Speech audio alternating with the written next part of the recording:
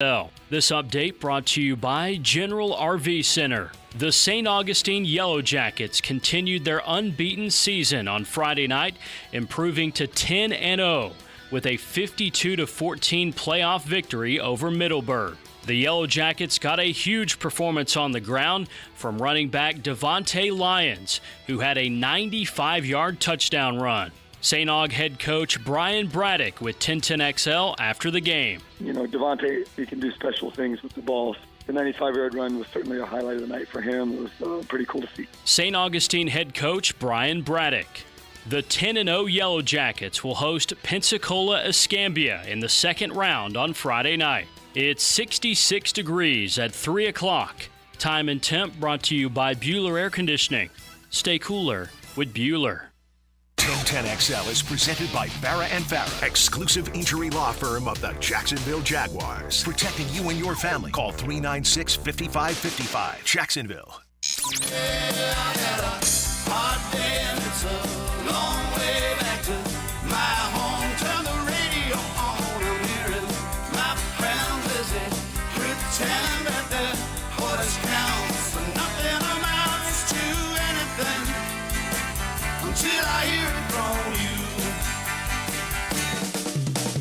Frank, Hayes, Lauren, and RJ, The Frangie Show starts now on 1010XL 92.5 FM.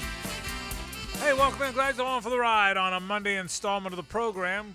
Our Mondays, as always, are brought to you by our friends at The Best Bet. All kind of fun stuff going on in The Best Bet, including the final day of the World Poker Tour $1 million Guaranteed Championship. It's going to play out Tuesday on Best Bet Live. You got to check that out.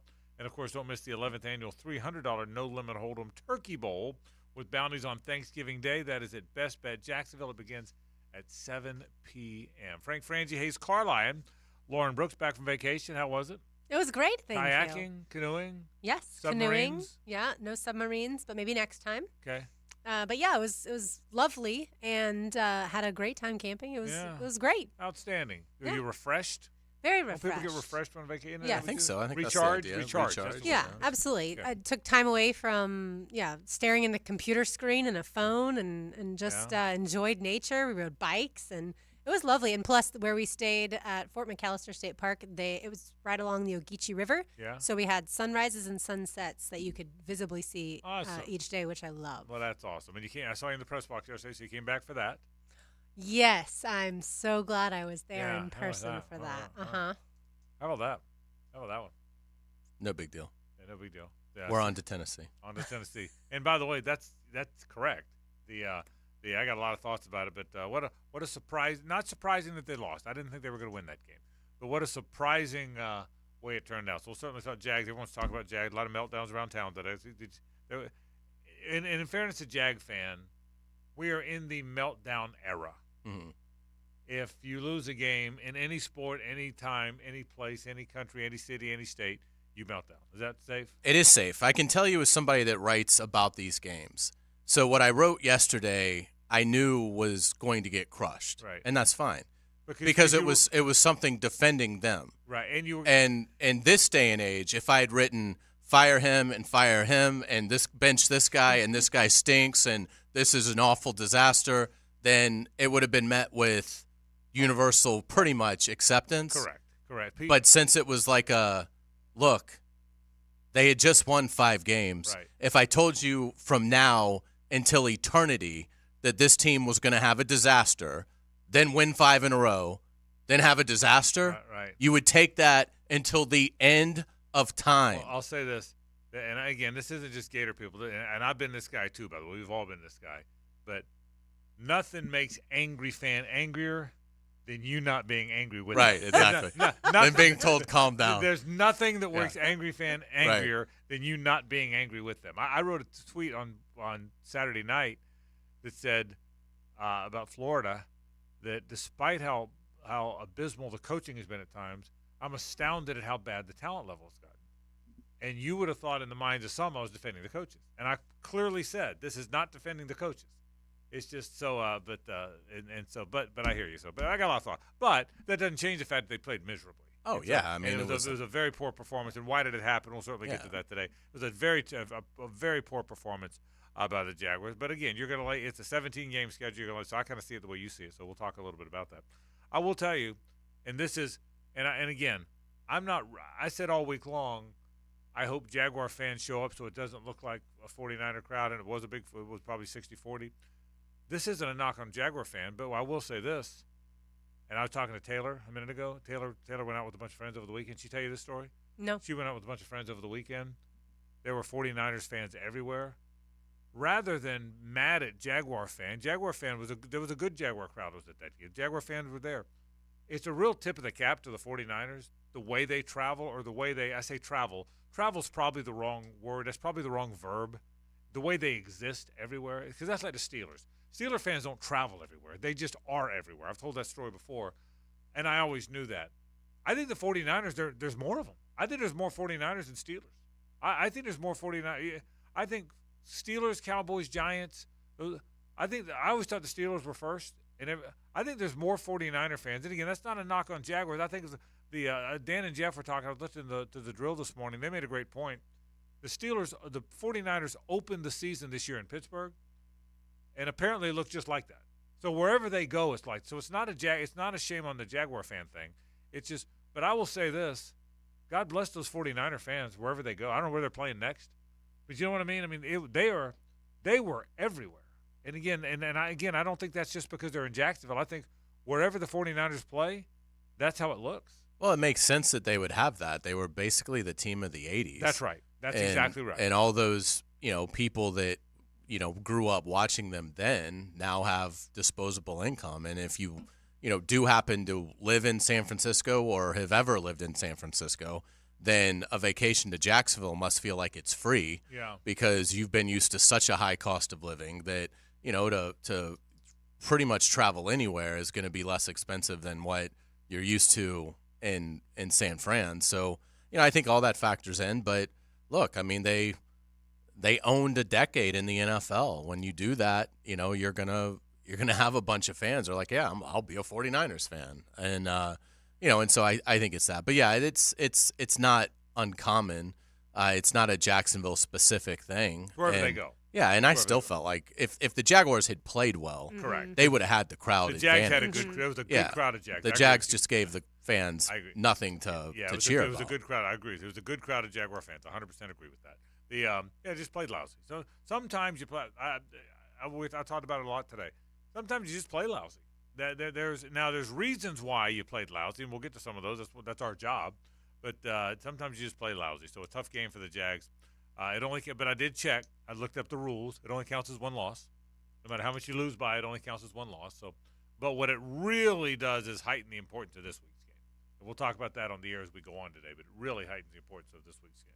Yeah, and I think after watching the tape today, they're not hopefully going to even think about what happened on Sunday, what happened yesterday. Yeah, this team is going to move forward. They face a division rival that they know the history. This team knows that they haven't played all that well against Tennessee in the last 10 years or so. So I don't think that this loss is going to hurt them twice. Yeah, for me, this would be a bury the tape game, as Bucky Brooks said on our broadcast the other day. I might take a peek at it because you're supposed to, but I wouldn't dwell on this one. This is, again, in sports, any time in sports, this happens, and I think social media has a lot to do with it because you can now hear what people think.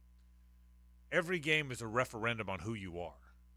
Well, I don't think that's what that was. I don't think that game is a referendum of who the Jags are, 31 points worse than the 49ers. It was one game. Now, if you lose, to your point, Hayes, the 5 wins in a row are that's a better sample size than the one loss. But you now have to turn it around a little bit, so we'll certainly talk about that. Crazy weekend in sports. We'll talk about the Gators. I can tell you this.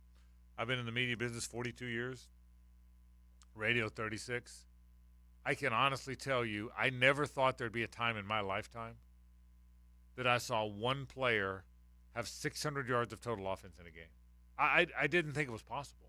What is even close to? Who's second? Mahomes had 819 in a game. They said. He did. Yeah, you're talking about the LSU Florida. Yeah, he did. Yeah, Jane Daniels. Mahomes had 800 yards. Mahomes had a game. It was Texas Tech, Oklahoma, and he has the record for a single game. And it was 819 total yards of offense. Okay. I didn't know that. And I have no idea what the breakdown was. Yeah. I would assume it was probably like 700 passing, 120 rushing. But it was 600. I didn't know. Yeah, I mean, Jaden Daniels he looks like Lamar Jackson to me. That game looked like, and again, maybe he'll turn out to be that. That game looked like it was a high school kid, a good high school football player, that was speaking to a class of elementary kids, like his community service was going and talking to the elementary kids and doing a good service, and then just for fun, he went out to recess with them and was playing around. That's what it felt like to me. It felt like a high school kid going out into recess with the elementary school kids that he was speaking to as a service project, and was just kidding around, throwing a football around with them. And said, "You guys trying to catch me?" And it looked like a bunch of didn't it? Well, particularly in the second half. Yeah. Florida's defense early on did some good things. They got a couple fourth down stops, but then it just disintegrated. Because the other thing too, and this doesn't have a lot to do with Jaden Daniels, although he's spectacular. LSU's offensive line just destroyed Florida. I mean, the whole game just destroyed Florida. And I don't know that Florida's defensive front. I mean, they've been certainly dominated against Kentucky and Georgia, but I thought it was so one-sided, particularly in the second half. So, but Jaden Daniels, spectacular player, and look, if LSU had a quality defense, he would absolutely be the Heisman front runner. He might be anyway. That game might have gotten him the Heisman. Certainly got him in contention. We'll talk about that. But let's start with the Jaguars. We got a lot of things to get to. Coaches getting fired in college football. We'll talk about that. Give the Canes credit. I thought FSU would run them out of the gym. The Canes battled. FSU won because they were better and they should have won. But Miami battled them, man. That was a good game, and Miami battled them really with no quarterback play, even though the freshman got hurt, and I hated it because it was an awful injury to his arm. Was really bad. But he wasn't doing much. They kept complimenting how well he was playing. He was 1-9. Yeah. In the second half. Yeah. So Miami without quarterback play, was hanging around with them with some toughness. That was they say you can't have moral victories. Well, you kind of can. I thought for Miami that was a good performance. The FSU's really good. And I thought that was a very good performance by the Miami football team. We'll get to that. So, by the way, nobody's getting Georgia. No one's getting them. Yeah. I don't think Alabama gets them. I don't think Michigan gets them. Alabama could get them. They could. Yeah. They could. Maybe we'll see. The Tennessee game certainly looks a lot easier. Yeah. Tennessee just completely laid down in Missouri. Yeah. So we'll talk a lot about that. A lot of things we'll get to. But let's start with the Jaguars. Jaguars get really rolled by the 49ers, 34-3. How it happened, why it happened, where do they go from here? We'll talk about that. It's 1010XL and 92.5 FM. The Frangie Show, live from the Hastings Injury Law Firm Studios on 1010XL. Hit back with Hastings. Quarterbacking can be complicated. Denny Thompson simplifies it for us. Yeah, I want to tell you what's really happening at the quarterback position. Friday mornings on The Drill. Brought to you by Tyson Sound and Security and George Moore Chevrolet on 1010XL. Nimnick Buick GMC is proud to be the #1 Buick GMC dealer in Jacksonville. Frank Frangie here. They're committed to providing the best selection of Buicks and GMCs for you to choose from with a best price guarantee. Nimnick has been in business for over 81 years because they've been doing business the right way. Stop by Nimnick Buick GMC on Phillips Highway, just south of I-295, or shop online at nimnickbuickgmc.com. That's Nimnick, your friends in the car business since 1941. GMC, we are professional grade. This is Sheridan Tootin, Southeast Orthopedic Specialist, and Dr. Kevin Murphy put my right shoulder back together a few years ago, and I'm still feeling great. Now I'm using PRP treatment for my knee pain. No matter what you're dealing with, if you're enduring any orthopedic issue, my only recommendation is Southeast Orthopedic Specialist. Call us at Southeast Orthopedic Specialist if you ever have a need. Relieve pain and get back to life. SOS. Southeast Orthopedic Specialists. Are you looking to maintain your cool? Look no further than Lloyd's Heating and Air. At Lloyd's Heating and Air, your go-to experts for all things HVAC. Whether you're building a new home, need a brand new AC installation, or just want to make sure your current system is running at peak performance, with a maintenance plan, we've got you covered. Our skilled team specializes in new construction HVAC, making sure your home or business is comfortable from the moment you step inside. LloydsHeatingandAir.com. CMC 1249834. What? They did not tell me they were going to do that.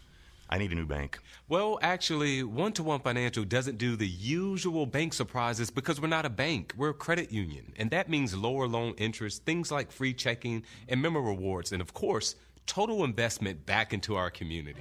I'm sold. Find a better way to bank than big banks with 121 Financial, Jacksonville's hometown credit union. Visit 121fcu.org for more information on opening an account today. Federally insured by NCUA. Malfunctions in your electrical panel can lead to hazards like fire or power outages, leaving your home at risk. So leave it to the pros and Mr. Sparky.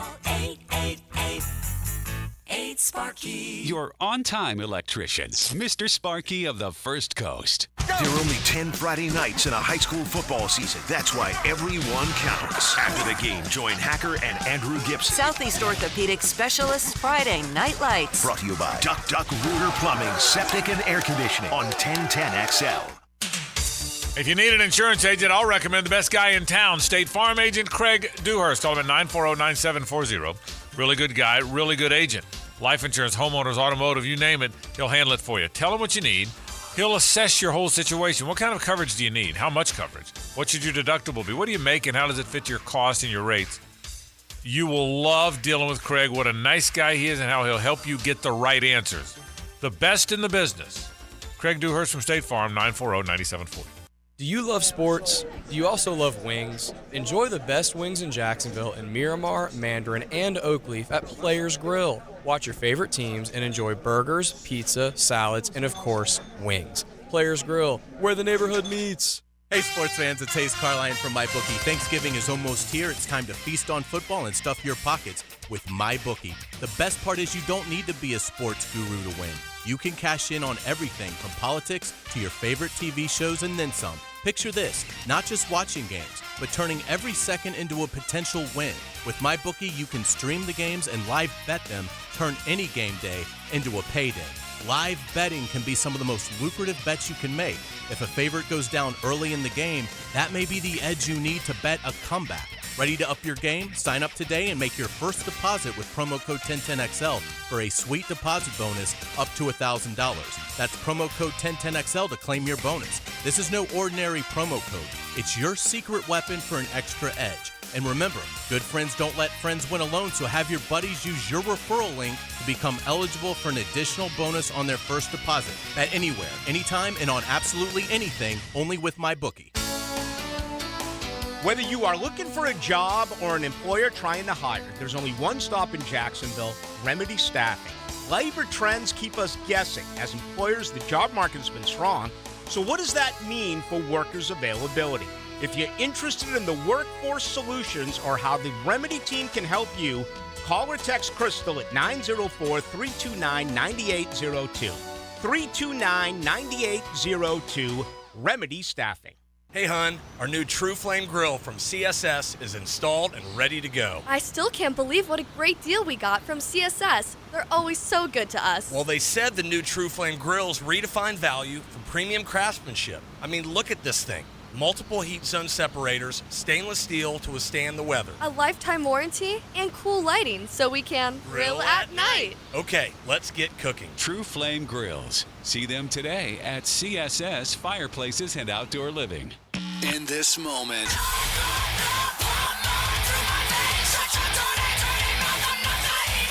Ice 9 Kills, Kiss of Death Tour, special guests Avatar and New Year's Day.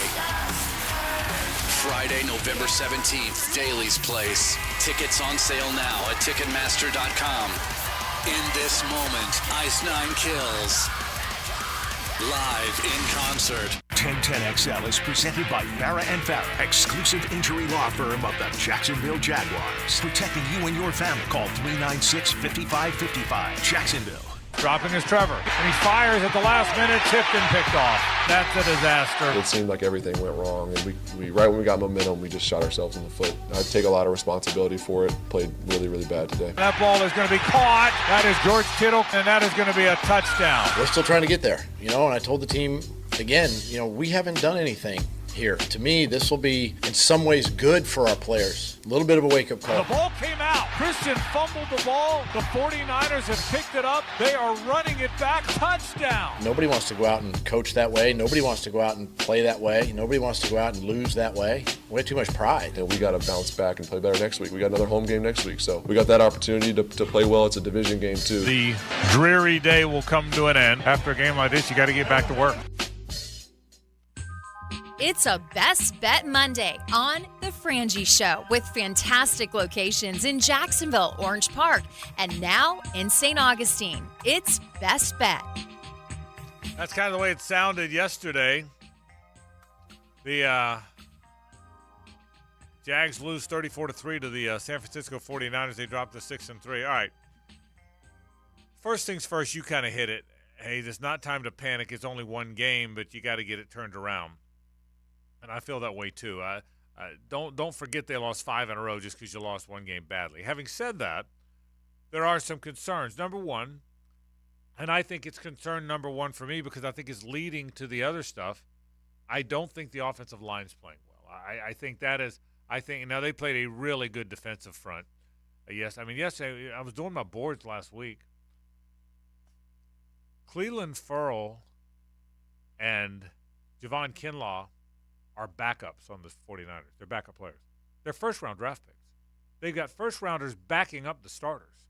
That's pretty good. I mean, they're not great. Neither of those two guys are great players, but they're backups. I watch a lot of the game with binoculars from the press box, and particularly early in the game because you really get a feel for the trenches. When I saw the 49ers on the Jaguars' first offensive series, when they lined up, 5 down, I was shocked at how big they are. Yeah. They are monstrous. Yeah, they got first round. And their middle linebacker is as well. He's one of the biggest middle linebackers I have ever seen. And he runs like a defensive back. Oh, yeah. I mean, they are physically, beyond impressive. Yeah. But they lined up 5 down.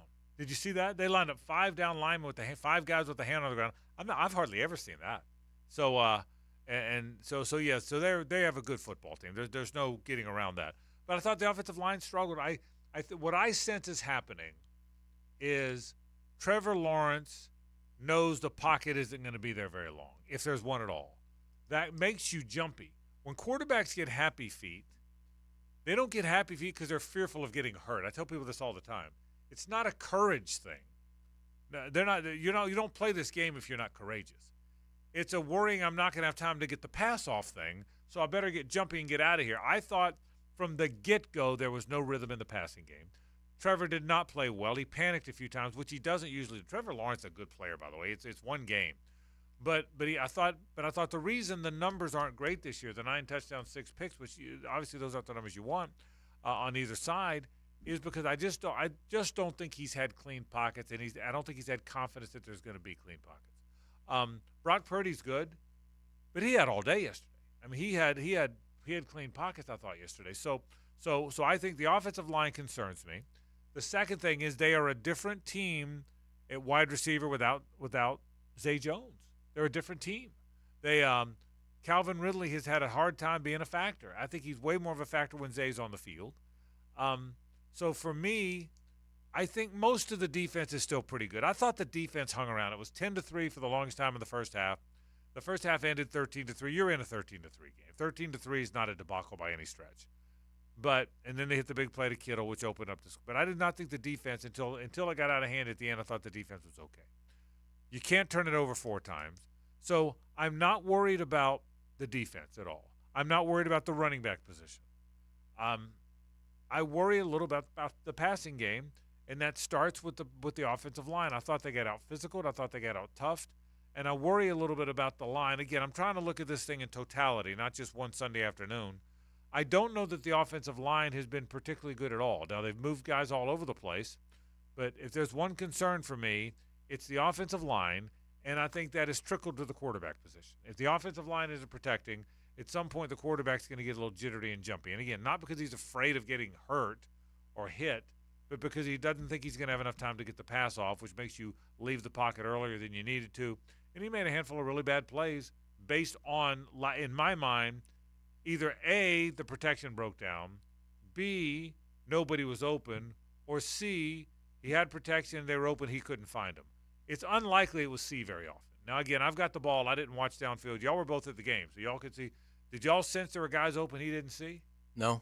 Yeah, I didn't sense that having the ball. Okay, I sensed that the protection was breaking down and that made him jump in. That does concern me. I'd be disingenuous if I didn't tell you moving forward, the lack of protection of the offensive line is a concern. Yeah, because that's still Tennessee's strength if they have one. So it's going to be an issue Sunday. I got a sense, San Francisco was one of the most physically imposing fronts that I have ever seen doing this. Agreed. And again, with binoculars, you see everything in sharp detail, and it was striking. And I'm sure Trevor went to the line. I'm sure it showed up on film, but it doesn't really hit home, I think, until you break huddle and you go to the line for the first time and you see what these guys look like. And, he turned his back to the rush on the first play, which tells me he knew from the outset, my guys have no chance today. No chance today. And they didn't. And, San Francisco has a front that probably no team in the NFL can match.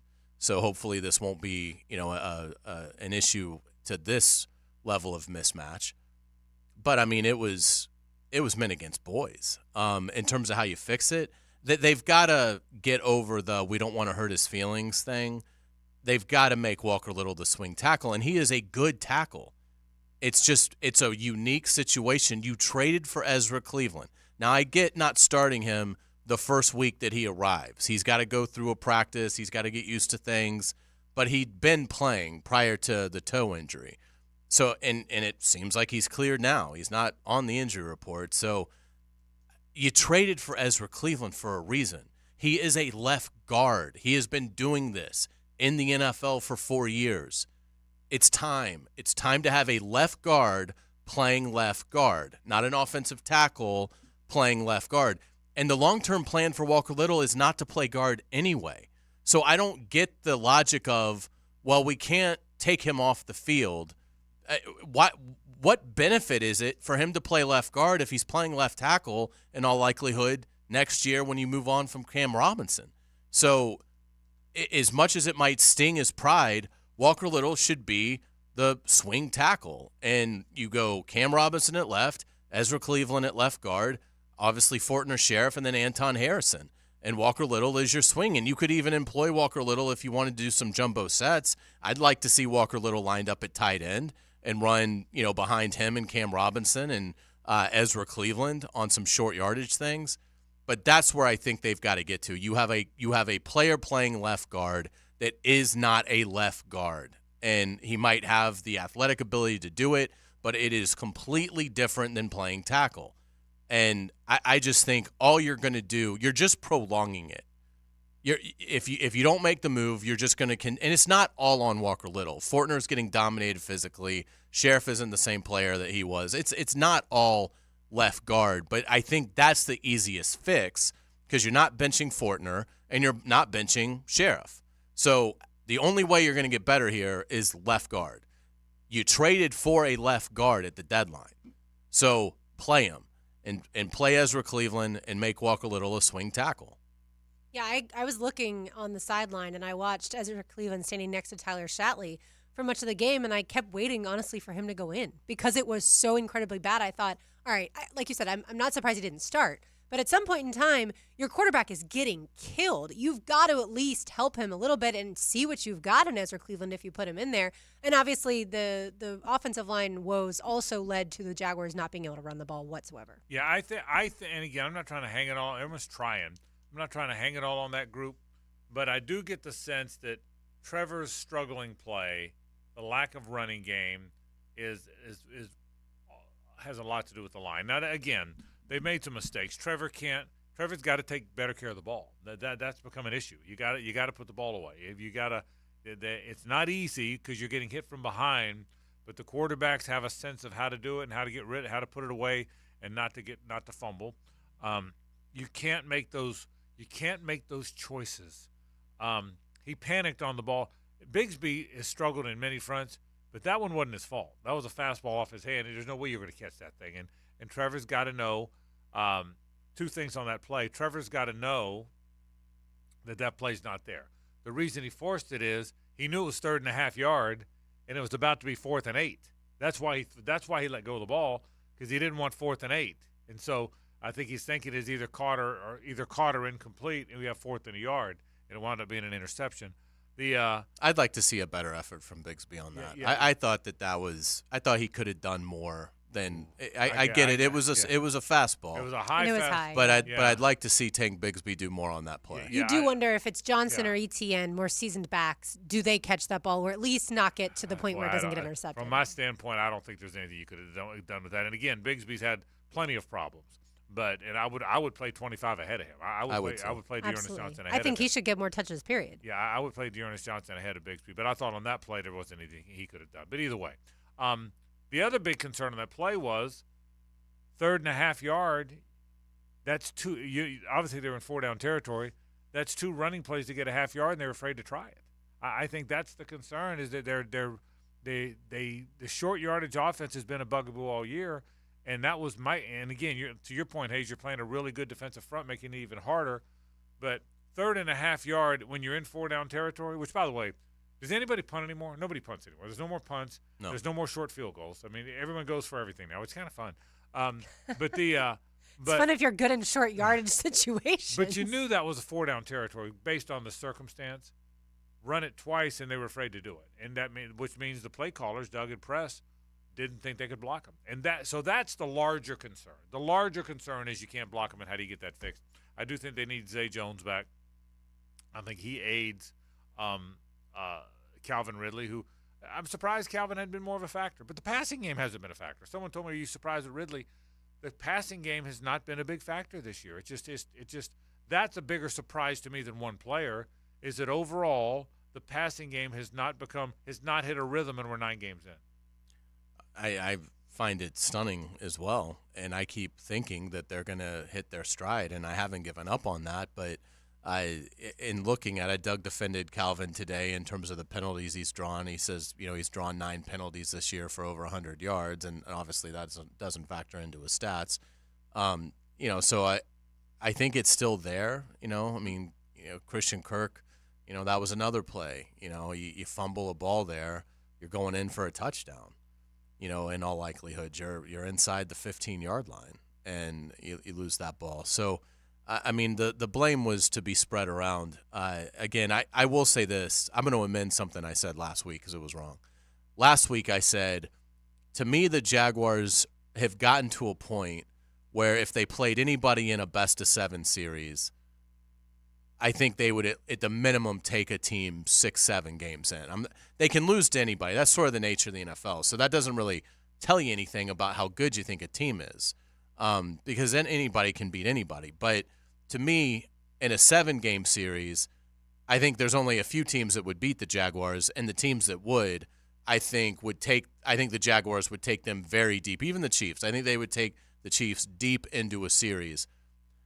I don't know that they take San Francisco deep into a series. I just think they match up terribly with what San Francisco provides. And, and again, it's not going to – the only way this is going to matter is if we're all in euphoria because the Jaguars have won the AFC and gone to the Super Bowl. So it's not like it's a concern, but I do think having watched that game, I don't think they'd all be routes, but having watched that 60 minutes of football – I think if it was a best-of-7 series, the 49ers would win it in 4 or 5. All right, when we come back, I want to talk a little bit about what the Jags do now.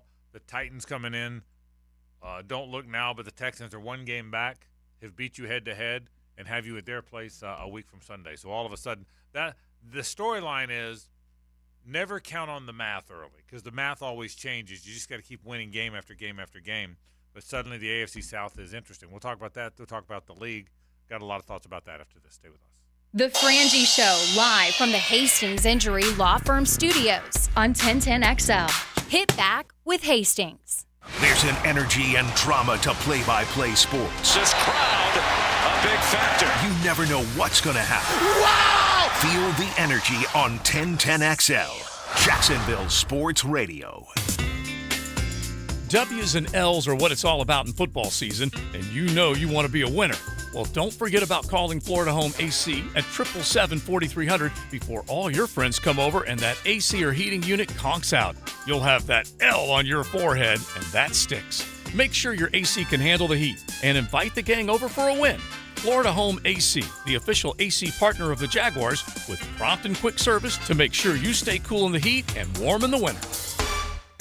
Nimnick Chevrolet is Northeast Florida's Silverado truck headquarters. Frank Frangie here. With new shipments arriving daily, Nimnick Chevrolet has the best selection of Silverado trucks on the ground in town.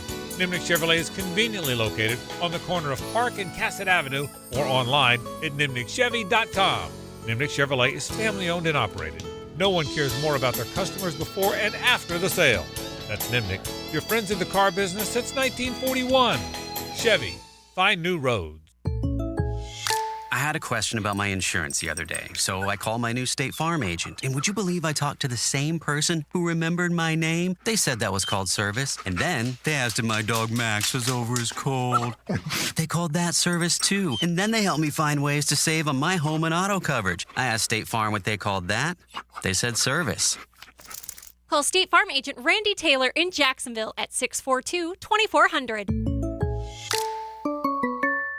Welcome to Otterson Wealth Advisors of Raymond James, your local resource for financial know-how. The entire team is a symphony of knowledge, working harmoniously to orchestrate your financial dreams into reality. Experience the Otterson Wealth Advisors Advantage, where our expertise, empathy, and precision converge to craft a roadmap to your financial triumph. Visit OttersonAdvisors.com and let us turn your aspirations into achievements. Otterson Wealth Advisors, your goals, our expertise. Raymond James Associates, Inc., member New York Stock Exchange, SIPC. Hey, it's Matt Hayes, and you may want to sit down for this one. My first week with Awaken 180 might sound like a fairy tale, but those 12 pounds lost are the real deal, and the weight continues to fall off in week 2. The other day, a friend of mine said, hey, man, you're changing by the day. They can see the results after 1 week of Awaken 180. Look, I did the math. If I choose the weight loss injections instead, it would take 2 months to lose what I've dropped in 7 days. So how's it happening?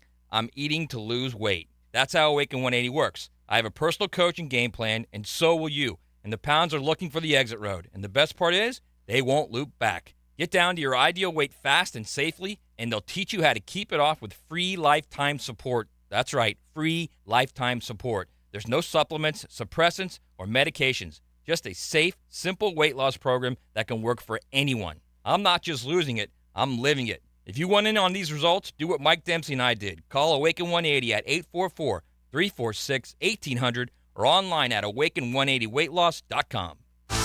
He was a first-team All-SEC wide receiver.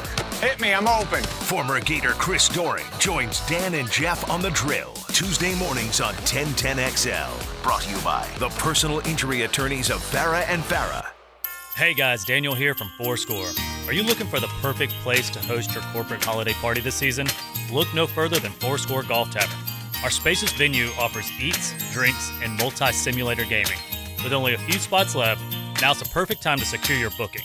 Imagine your colleagues swinging into the holiday spirit with our state-of-the-art golf simulators. Sipping on festive cocktails, indulging in delicious cuisine. Book online or stop in and let us show you around. Located in the heart of San Marcos Square, Fourscore Golf Tavern. Now, the Hurricane Report. Brought to you by Performance Painting. Prepare, protect, preserve. Miami dropped another close game, this time to arch rival Florida State 20-27 in Tallahassee. The game was tied at halftime, and Miami even had a chance to tie at the end of the game until Tyler Van Dyke threw another interception. Jacoby George led all receivers with 5 receptions, 153 yards, and 2 touchdowns. The Canes dropped to 6-4 with the loss, but they have a chance to play spoiler next week at home against Louisville. Want to be up close and personal with the Jaguars as they take the field? Here's your chance to be in the shadows, outside the Jaguars locker room, now called the Vault. Enter today at jaguars.com/shadows. One winner a guest for every home game at Everbank Stadium. No purchase to enter or win, must be 18 or older and a legal resident of Florida or Georgia. Promotion period 9/5/23 through 12/15/23. For official rules and complete details, visit jaguars.com. Sponsored by Jacksonville Jaguars, LLC. Post-game Monday on 1010XL is brought to you by Dandy Foods, makers of quality fresh sandwiches and home of the good stuff. John, I'm so glad I called Clearwater to get my sprinklers, yard drainage, and seamless gutters in tip-top shape. Thanks, Frank. It's great to see you so relaxed here at the house, away from the microphone. Yeah, John, just hanging. All right, well, let me go ahead and turn the sprinklers on and show you how everything works. Wow, look at that coverage. How good is that? All right, Frank, let's go. Clearwater Irrigation And drainage to ClearwaterJacks.com. Family and friends coming over for Thanksgiving, but the house is a mess? That's why First Coast Home Pros is here. Let their maid services keep your home spotless for the holidays. You're a great host. Let's keep it that way. FirstCoastHomePros.com.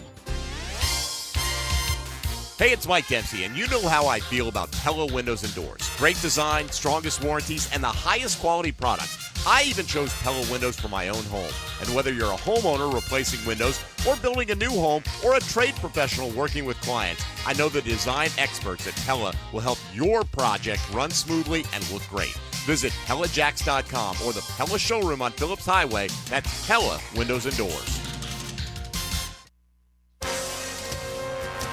This is Dr. Kevin Kaplan, head team physician for your Jacksonville Jaguars. Here's the latest update on the Jags, brought to you by Baptist Health and JOI. Jaguars head coach Doug Peterson this afternoon with an injury update on Tyson Campbell. Tyson, it's the same injury that he had. He just felt it grab in the game. He's kind of day-to-day right now. He felt okay today, but he's got a couple days here before we get back on the field on Wednesday. But I'm assuming we'll probably limit him a little bit, this week and just see where he's at the end of the week. Peterson with an injury update on Jamal Agnew. He fell on his shoulder in the game, and so he's got a little shoulder issue going on. It doesn't look promising, obviously, right now, on a Monday. But we'll see where he is during the course of the week. Doug Peterson this afternoon. I'm Andrew Gibson with your Jacksonville Orthopedic Institute Jaguars update. 1010XL is presented by Farah & Farah, exclusive injury law firm of the Jacksonville Jaguars. Protecting you and your family. Call 396-5555. Jacksonville. It's a Best Bet Monday on The Frangie Show with fantastic locations in Jacksonville, Orange Park, and now in St. Augustine. It's Best Bet.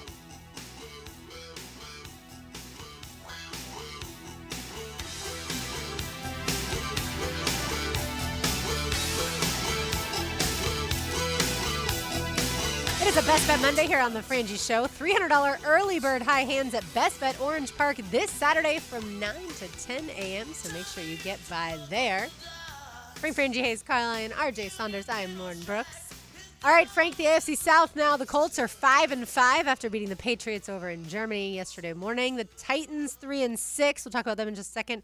And the Texans 5-4 after beating the Bengals. I don't think many of us saw that one coming, but the Titans, they lost to the Bucks, so a certain Hayes Carline might have gotten a game picker upper. It's hard with that one. First of all, let me be honest, and I don't want to say you guys are great people. I don't want to say this disrespectfully. I don't mean this in a mean way, but I pretty much hate Hayes anyway. Okay, and then didn't you just know? After Friday, you knew they were going to win. Absolutely. There was no point even watching that game. Of course, he was going to get his game picker upper. I had already kind of written down 2 points as soon as I knew I had it. I kind of did too. Yeah. I did too. So anyway, I'm mad at myself because I've never believed in Will Levis, and even though he was good at the beginning, what was I thinking? But either way, I said, you're so stupid. You deserved a little. Well, if it makes you feel any better, I had one of those because I picked Arkansas. Yeah, you did. So did I. I did not have a very good week. I'll go over the picks. We'll do it later on today. But yeah, it's still he's holding us off. He's holding us all off though. That was a Derrick Henry type stiff arm that Hayes gave us this past weekend. All right, so let's get to the Titans. They come to town 3-6. And the Texans. Yep. The Texans are going to be a problem. The Texans we learned were going to be a problem here in Jacksonville early on. Yeah, I'm not willing to put them in the Super Bowl like everybody else is now doing. But they're going to be a problem. All of a sudden, they're pretty good. And I don't think the Titans are. I think for the first time, the Titans are legitimately rebuilding. I talked to Mike Keith for a while today, the play-by-play guy. He's my buddy. And of all the times I've had conversations with Mike, I've never felt like they were rebuilding. It feels like because of Levis. They love Levis. They think he's the right guy. And I did. Did you watch that game? I didn't watch it. Was that game? It was on. It was on the same time, so I followed it closely. Yeah. But I wasn't able. Of course you did. I did too, but not smiling. But the Levis, by the way, 19 of 39, 199 yards, 1 pick. It's not his fault. They he said he cannot got killed. protect him. Mike told me today he got killed yesterday. Yeah. He said he got just obliterated yesterday. So I think the Jags are going to win Sunday. I think they're mad. I think they're fired up. They're at home. They're at home. That doesn't matter that much. Yeah, I know. But I thought about that when I said it. But I mean, I think they're going to win Sunday. But because I think the defensive line will have its way with the Titans' offensive line. Hayes made a good point a minute ago, though. The Titans' defensive line is still very good. So, but you're now in a dogfight again. Yeah, now the division. I mean, because the Texans are young, man. They're young and they're built and they're getting built, and so now every game matters. Now it's not about the math; it's about win the next game. So, which means this game, Hayes, really matters, man. This one, if you lose this one, now everyone's going to feel like the 5-game winning streak didn't matter, which is unfair because it did matter. But that's how people are going to think if you lose this game, which is why this one is absolutely, vitally important on Sunday. Yeah, this can't be a loss, or they have real problems. This will be an entirely different conversation, even if it's just 17-16. Even if it's a close game. I mean, they can't lose Sunday. That's what losing yesterday has now done. And again, Houston upsetting Cincinnati.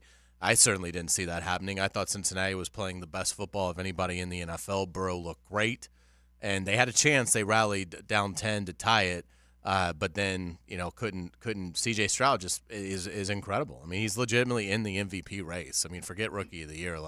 He has got to be in the MVP race with how good Houston has been, and so yeah, you can't afford to lose this game to Tennessee. I don't think the Jaguars will. For all the reasons that you said. Look, Tennessee was the last people to realize they were in a rebuild. Everybody else knew it. They just didn't want to acknowledge it. They're 3-13 in their last 16 games. That's putrid. 3-13. That's number one pick. Awful bad. I didn't realize that. Yeah, they're 3-13. They're 3-6 this year. They lost their last 7 games last year. That's right. They've lost 4 or 5 coming into this game. So even though they're 3-6, they're really kind of struggling even for a 3-6 team. And I think the game sets up well for the Jaguars. They now have 3 games of film on Levis. The Titans cannot protect him at all. So I think it's going to be very difficult. Derrick Henry is still a good player, but I don't think he's as dynamic as he was at the peak of his career. Tennessee's had 6 games in which they scored 16 points or less. So offensively, they're a mess. And if the Jaguars offensively can get it going, and I expect that they will enough, then this should be a win. But if the Jaguars get upset, then you're in a real race. You're in a tough race if you don't win Sunday. So it's imperative that the Jaguars bounce back. Everything they've shown me is that they respond well to this. They respond. They're resilient. We saw it last year with the incredible surge, the incredible comeback against the Chargers. They get off to a 1-2 disappointing start. Then they win 5 straight before yesterday. So I like where they are mentally. I do think that this loss yesterday that will humiliate them, and that will be fresh for weeks to come. So I think they're going to be ready for Tennessee. But this is a game you absolutely can't lose if you're Doug Peterson and the Jacksonville Jaguars. Yeah, I totally agree. The question is, how did they get the offense on track? The offense that we saw training camp was electric. How do they actually get Trevor Lawrence comfortable, get him on the same page as the receivers, his tight end, and get the ball moving? They only had one drive, I would say, yesterday, Frank, the Jaguars did, where they stayed ahead of the sticks. Yeah. One drive. Yeah, a 14-play drive that wound up on a field. No, you're right, Lauren. That is the bigger question. The question is, what do you do? And look, if we all knew the answer, we'd do it, right? So, I don't think it's the play calling is terrible. Yeah, the play call. I said it again. The play calling doesn't seem different to me. Now, maybe there's, intricacies that I don't know, but watching it as a layman, the play calling doesn't look different to me. I will say this. I know you got to run. They're better when they run. Balance. They've got a really good back. My goal on Sunday, get Trevor Lawrence going. I'm taking some shots out of the gate. Whether I max protect, and take a shot to Ridley, even if it's not there, I'm going to get 16 going. Now again, it's easy for a radio guy to say. Football coaches know it's harder than, and I get that. I'm not trying to make it sound like it's easier than it is. There's football coaches who get paid a lot of money for a reason. I understand that. But if there is a way to get Trevor Lawrence going, the key to, we've said all along, the key is running, and that's a big part of it. The key to the season is they got to get Trevor Lawrence going. He needs to have 320 and 3 touchdowns. We need to have one of those games because that's he needs to feel that confidence again. They need to feel that confidence in him. He needs to have that confidence in the offensive line, even if you max protect a little bit.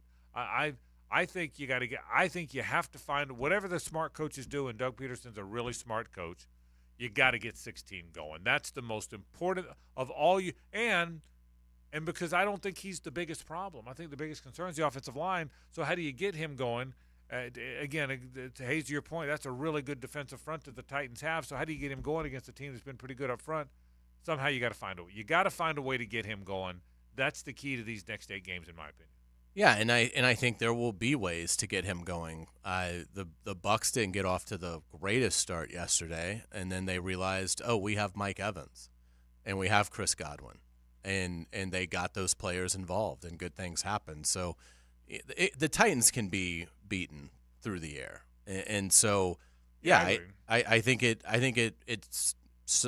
starts there. Tennessee's obviously going to have to pay attention to ETN, which helps as well. And if they do stick with Walker Little at left guard, hopefully he'll be a little bit more acclimated and ready.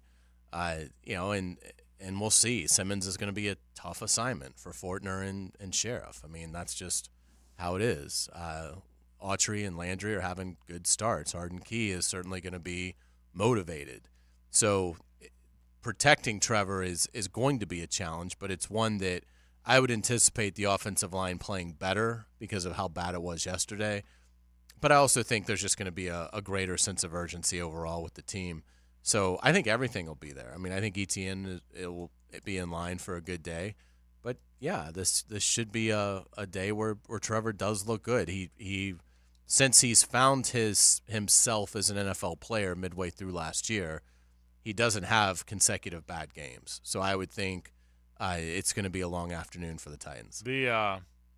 After the Titans, the schedule, you all know it, but let me read it. Let me hear myself say it. At Houston, who looks like they found something. Home against talented and ticked-off Cincinnati. At Cleveland, who just beat talented and ticked-off Cincinnati. And they just beat Baltimore. And home against Baltimore. At Houston, Cincinnati, at Cleveland, Baltimore. That's 4 teams that think they're going to the playoffs. That's 4 teams that have playoff, including Houston, who thinks they're in this thing. There's 16 teams in the AFC. You realize 11 of those teams are between 5 and 7 wins? Yep. 11 of the 16 are in that 5 to 7. Jags are right in the middle of that at 6. 11 of the 16 are sitting between 5 and 7 wins, which means anybody that has 5 wins through 9 games or more thinks they're a playoff team. And that's really what you've got. The schedule never softens up the rest of the way. It's going to be a great race down the stretch, and Houston's road is easier. But I don't get a sense it's like – I don't look at Houston's schedule and say, oh, boy, they're really going to go on a run. I don't either. They host Arizona this week, who just got Kyler Murray back, who does look like he's his old self. So not that he's great, but that's not going to be an easy putt, not as easy as you think for Houston. Then obviously they host the Jaguars. Then in a funny twist of fate, they actually have a 3-game homestand, which is rare. They host Denver. And Denver is sort of gotten it going. Everybody kind of remembers them giving up 70 to the Dolphins early in the year, but they've been much better lately. They play tonight against Buffalo. I think that's going to be a close game. Then Houston goes to the Jets, who have one of the best defenses in football. Both the Jaguars and Texans each still have to play the Titans twice, so there's no advantage there. The Texans do play Cleveland, and the Texans close at Indianapolis. And Gardner Minshew, if he's healthy, I mean, that's not going to be a game that the Colts just say, we're just going to make our tee times and we're going to lay down. I mean, the Gardner Minshew is perfectly wired to spoil it for Houston. So I don't get the sense that it's night and day. Houston has the much easier road. The key is the Jaguars have to win Sunday, then they have to go to Houston and beat the Texans. And they should be able to do that. If they want to be the team that they think they are, that is not asking too much to beat Tennessee and go on the road and beat the Houston Texans. Yeah, and by the way, well, first things first, if you win Sunday, you're 7-3. Last year through 10 games, you were 3-7. You're 7-3, and you have a pretty good. You're 7-3, and you're in first place. No matter what else happens in the world, you're in first place through 10 games. And I agree with you, Hayes. I don't fear the game at Houston. They may win, they may not win. I know what happened here, but that's happened before. I'm picking the Jaguars. Yeah, if I had to pick today, I would pick the Jaguars to win both of those games. I don't know if I'm going to pick them against Cincinnati. I don't know if I'd pick them at Cleveland. I don't know if I'm going to pick them here against Baltimore. But if I had to pick today, I would pick the Jaguars in the two divisional games. Right, if right now we said, okay, let's pick the next two games, I would pick the Jaguars in both games. Would you? Of course. Yeah, well, but I would. I would pick the. But Jaguars. I also thought the Jaguars were going to beat the 49ers because I thought this was the game the offense would get back on track. And then, to y'all's point, within the first play of the game, I went, "Uh-oh, this is not going to be the game." The Jaguars you could tell offense right is out of get the. back You on. could You could tell tell right out of the immediately. gate. You could tell right out of the gate it was one of those games. By the way, I don't think the 49ers are 34-3 better than the Jags, but I think they're better. I think they're probably better. They have some seriously talented playmakers on offense and defense. We haven't even mentioned Christian McCaffrey's name. He's so dangerous. And so is Debo. So's When Debo. got So's that Brandon reverse- Ayuk. So's George Kittle. Yeah, that's a lot of really good players. So we'll take a break. Hey, when we come back, the Gators, how'd they do? They do all right? Was that better? Yeah, they did just fantastic. The effort was there, Frank. Yeah. Hey, well, and let me just say, They learned a lot of good life lessons. See, that's the thing.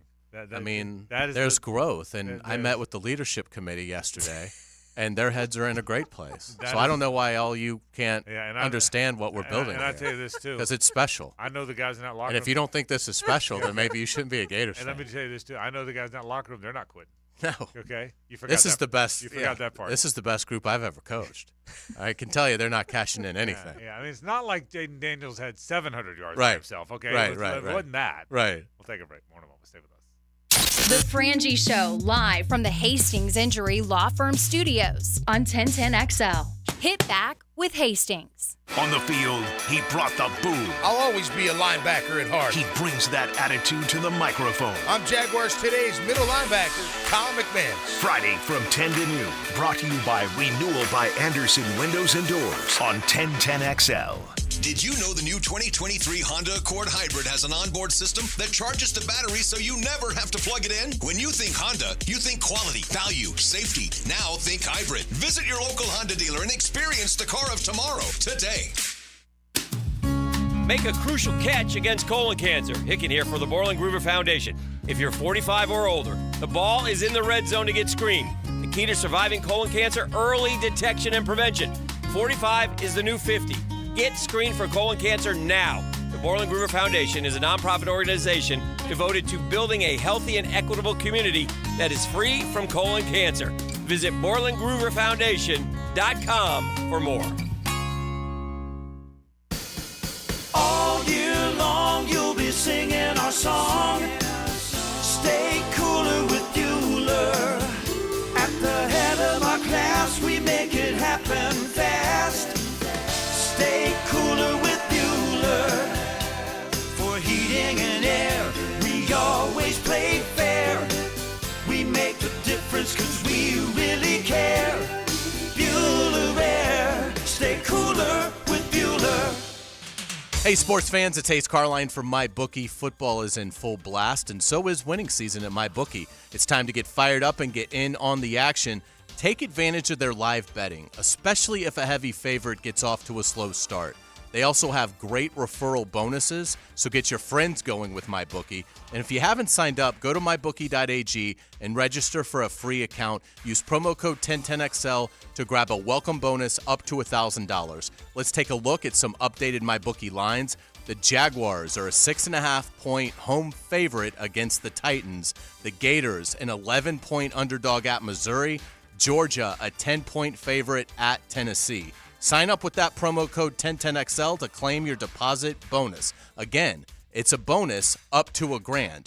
Bet anything, anytime, anywhere with MyBookie. And don't forget that promo code 1010XL. the flagship station of the Jacksonville Jaguars. WJXL AM Jacksonville Beach. WJXL FM Jacksonville Beach. These fall months are the perfect time to make sure that your roof has not been damaged after the storm season. So schedule a complimentary roof inspection with Universal Roof and Contracting. And right now, get 15% off your roof replacement and repairs. Plus, there's flexible financing options available. This offer expires November 30th and restrictions apply. Universal Roof and Contracting, proud partner of the Jacksonville Jaguars. License number CCC 057165, CBC 1258484. UniversalRoof.com. This is Hayes Carlion for Spicklemeyer Insurance Agency. I was paying too much for car insurance, paying for things I didn't need. My friend John Spicklemeyer fixed all that for me with impeccable customer service. For all your car insurance needs, call John at 471-7155. The year is almost over. Do you need cash for the holidays or want to be credit card debt-free for the new year? Call Loan Pronto today. Their Express Equity line of credit can get you $20,000, $50,000, $100,000 in as little as 5 days. Listen, if you have a ton of equity in your house and Loan Pronto can help you turn that equity into cash, you can access up to 95% of your home's value. Use the money to pay off all your credit cards, pay off personal loans, or start that home improvement project. You can get the money you need now and still keep your primary mortgage intact.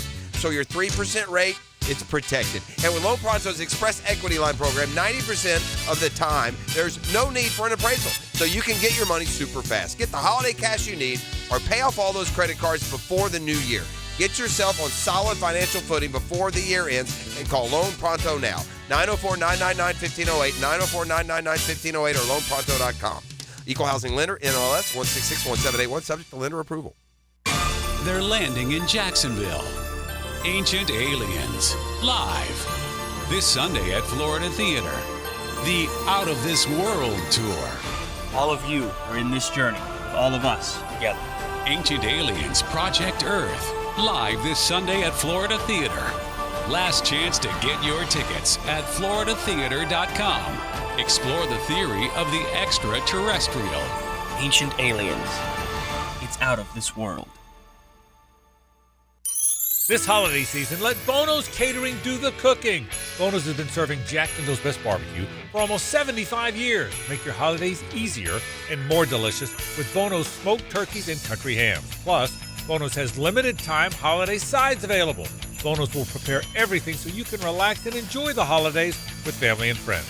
Contact Bono's Catering today at 904-332-RIBS. That's 332-7427. And remember, if you don't see a pit, it ain't legit. They're out to test our reputation as the best plumber in Jacks, so we gotta play like the experts we are. Now, who are we? Roland Reach Plumbing! Now that's what a winner sounds like. Customers always win with Roland Reach Plumbing at plumberinjacks.com. Prosser here for Lifetime Enclosures and Lifetime Flooring. Football season finally upon us, and with that comes cooler weather. If you've been wanting to upgrade your outdoor living space, you should call the experts at Lifetime Enclosures now. From glass lanais to screened-in enclosures, Lifetime Enclosures and Flooring is the best in the business, so give them a call today. Lifetime Enclosures and Lifetime Flooring. Showroom just off Phillips Highway. Proud partner of the Jacksonville Jaguars. This is your Southeast Orthopedic Specialist local sports update. I'm Andrew Gibson for 1010XL. This update brought to you by Awaken 180 Weight Loss. Reigns head coach Donovan Maslin started Friday night's playoff game against Jackson with a surprise onside kick. Just wanted to try to get a quick start to steal a possession offensively. It's something that we worked on, and, one of my coaches, he watched film very well, and he came to me and said, Coach, they're bailing on the front line. They've been doing it all year. So, we went out there and we executed very well. Reigns head coach Donovan Maslin. The Vikings dominated the round one matchup 42-2 over Jackson. It's 64 degrees at 4 o'clock. Time and temp brought to you by Bueller Air Conditioning. Stay cooler with Bueller. 1010XL is presented by Farah & Farah, exclusive injury law firm of the Jacksonville Jaguars. Protecting you and your family. Call 396-5555. Jacksonville. It's a Best Bet Monday on The Frangie Show with fantastic locations in Jacksonville, Orange Park, and now in St. Augustine. It's Best Bet.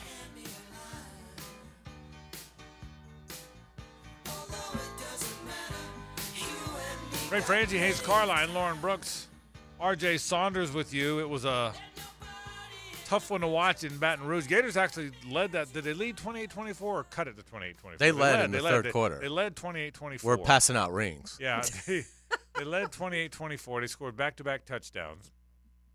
And after that, it was pretty ugly.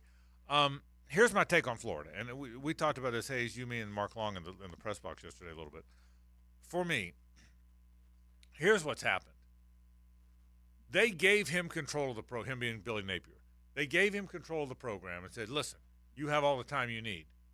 I think he wants to play his guys. I don't want to say he ran off the older guys because I would be guessing at that. But the guys that are gone that are older guys could have helped this year. Xavier Henderson and Mike Tarkin and Ethan White and Josh Braun and some of those Tyron Hopper, they could have helped. They're not great players, but there's a reason you have your 22 and your 23-year-old guys out there. They're all gone. I'll say this.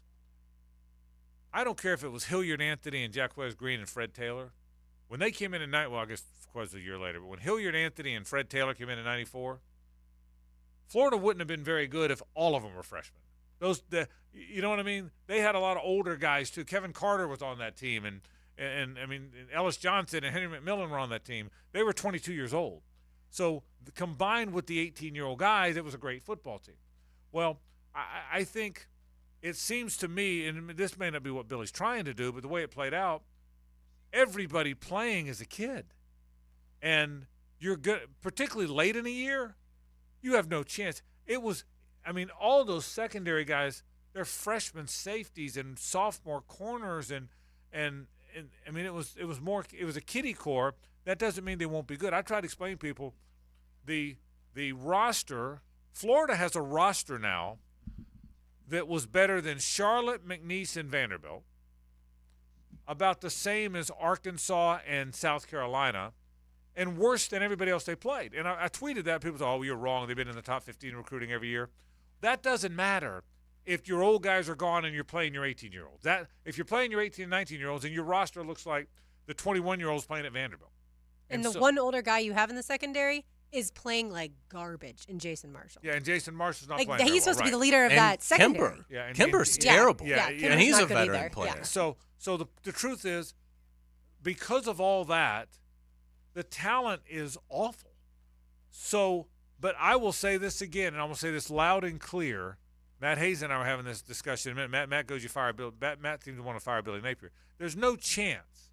There's no chance they should or will fire Billy Napier this year. I do think the leash has shortened a little. Now, it's not shortened in anybody's mind. Scott Strickland's not all of a sudden thinking it's 3 years, not 4. But because of the intensity out there, that I think common sense clearly says that if this continues, it can't look like this. You can't have guys running for total offense for 600 yards in year 3. And so they've got to show some improvement. And really, offensively, they look a little better. The motion drives me crazy. All the stuff they do drives me crazy. But they look a little better offensively. But he has got to get some older guys. So, Hayes, I will tell you this. And by the way, what's your biggest fear if you're a Florida fan this year? The biggest fear? Losing the class. Is losing the class. If you keep losing, they're going to start dropping off. Well, the truth is, you've started losing, and because you started losing, they're starting to drop off. Now, it's a different world now. We're in an NIL world, which means you might keep more than you would have kept in an ordinary year. Right. I don't think the whole class is blowing up. They're still 4th in the country. Yeah, correct. That's a really good point. It's people say they're not 3rd anymore. Well, they're not 5th or 6th either. But still, there's also 2 more losses coming. You know. Right. So the big key is losing that group. But I'll stand my ground on this, Hayes. No matter how well they do in this freshman class, no matter how well they do with this group, they have got to get some veteran guys in there for year 3. Somehow, whatever he has not done in the portal, what's the signing day? December what? 20th. Okay, December 20th is signing. Is that what it is? Is that late in December? It's almost Christmas. December 21st. After he gets, 18 of them inked or whatever it is? Okay. Yeah, I mean, it's like, 20 now. So Okay, so whenever he gets his 20 inked on December 20th, whenever they sign, like the minute they're done signing, whatever it takes to be a player in the portal, whatever Florida State's doing, because they're the king of it, whatever people are doing that are good in the portal, he's got to emphasize that more than he ever has. Has to, not because it's the future, but because it gets you to the future. Give Florida State credit. They use that portal so well that he was able to bridge some time to where now he can go out and have a good recruiting class. They're having a good year, okay? Having a great year. But he had to get there. I think somehow, some way, Napier has got to get older, good football players. You got to get Mertz to come back. You think that's an automatic. I think it's a probable. I don't think it's necessary. I think the better he gets, the more. What do you think he would do? Go out, come out. I mean, again, into the draft? Yeah. Well, again, I mean, he's. Yeah. I don't know what he's going to do next year that's going to make him better for the draft this year than this year. That's my concern is if he finishes 72%, 24 touchdowns and 3 picks, I don't know how he's going to improve his draft stock. He's already 23. I don't know how he's going to improve his draft stock. And I don't know him. I don't know. Yeah. I'd be surprised if he enters the draft. Yeah. Okay. I would too. I would be surprised too. I expect him to come back. But my point is, you really need him to come back, and you need a bunch of older guys like him to come back. So I think somehow mining that portal. So what happened Saturday night can't happen again. You can lose games, but you can't look like you got a bunch of kids running around out there where the other guy's grown up or destroying. I'll defend him here. He was down 3 with 10 minutes left. Yeah. I mean, you're right. It wasn't like it was 52-14 at half, and LSU pulled the dogs off. I mean, it was they led in the third quarter, and they were down 3 with 10 minutes left. Now LSU scored the final, whatever it was, 10 points or 14 points of the game. Let's see, it was 38-35, and then they scored 2 touchdowns. Yeah. So in terms of looking at it, I'll give him the benefit of the doubt on the portal. Because his first year when he first got the job, no one knew who he was. NIL was just kind of getting off the ground. So Florida didn't really have, they had this grassroots collective. And, and I think he was trying to just get a signing class in place. Then, so he coaches his first year at Florida. Then the December where he should have been really active in the portal, his NIL completely falls apart. And the Gator Collective disintegrates. He has this Jaden Rashada embarrassment happen to the university. And so he pretty much was only going to get portal players that had nowhere else to go. Certainly he wasn't going to win any bidding wars for a portal player because he had no NIL. Now he has Florida Victorious, which seems like it's doing a good job with it. I'm saying this as an outsider, but it seems like it's a competitive NIL outfit. So he should be better equipped to go get those 6 to 7 veteran additions that should really be good players in the SEC to supplement the youth that he's going to have. Because it is going to be, Frank, to your point, it's going to be a young team next year. It's their best players are going to be second-year players and true freshmen in all likelihood. If you look at the way he identifies and develops, his best players are probably going to be true freshmen and true sophomores. So you need some veteran guys, and they'll have some veterans. They've only got like 4 seniors on this team. Senior day, against FSU at night. That's going to take all of about 45 seconds to go through, and but yes, he obviously, Billy Napier's flaw in this so far is he was naive to think he was going to have 4 or 5 years, no questions asked. And maybe he was told that. I say he's naive. Scott Strickland may have said, look, my wagon's hitched to your wagon. If you don't make it, I'm not going to make it. So you have as much time as you need. I'm certainly not firing you because then they're going to fire me.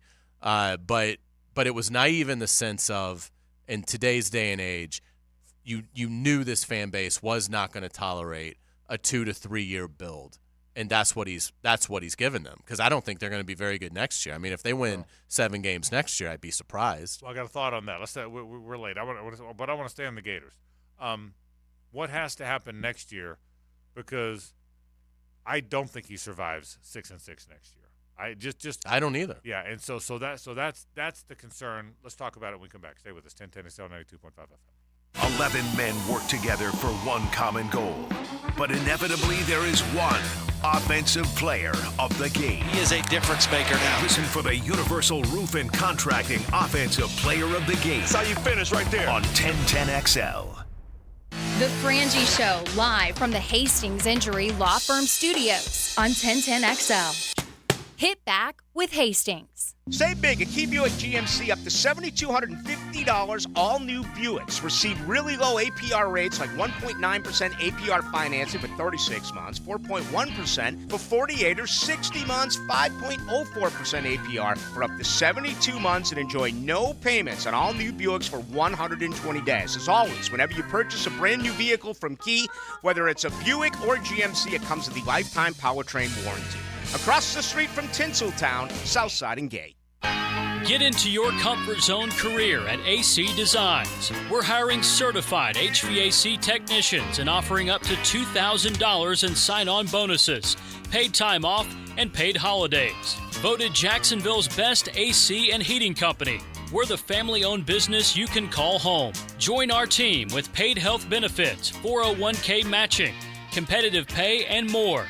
Apply online at acdesignsinc.net/careers. Frank Frangie here for Stanley Pools. There's a reason so many of my friends and our listeners have had Stanley Pools build their pools and now maintain their pools, because Stanley Pools truly cares about their customers. Stanley Pools is locally owned and has been serving our community for 35 years. For all of your pool needs, call Stanley Pools at 269-7277. That's Stanley Pools, a family tradition of fine swimming pools. 269-7277, or find them online at stanleypoolsfl.com. Get this thing unwrapped here. Duval!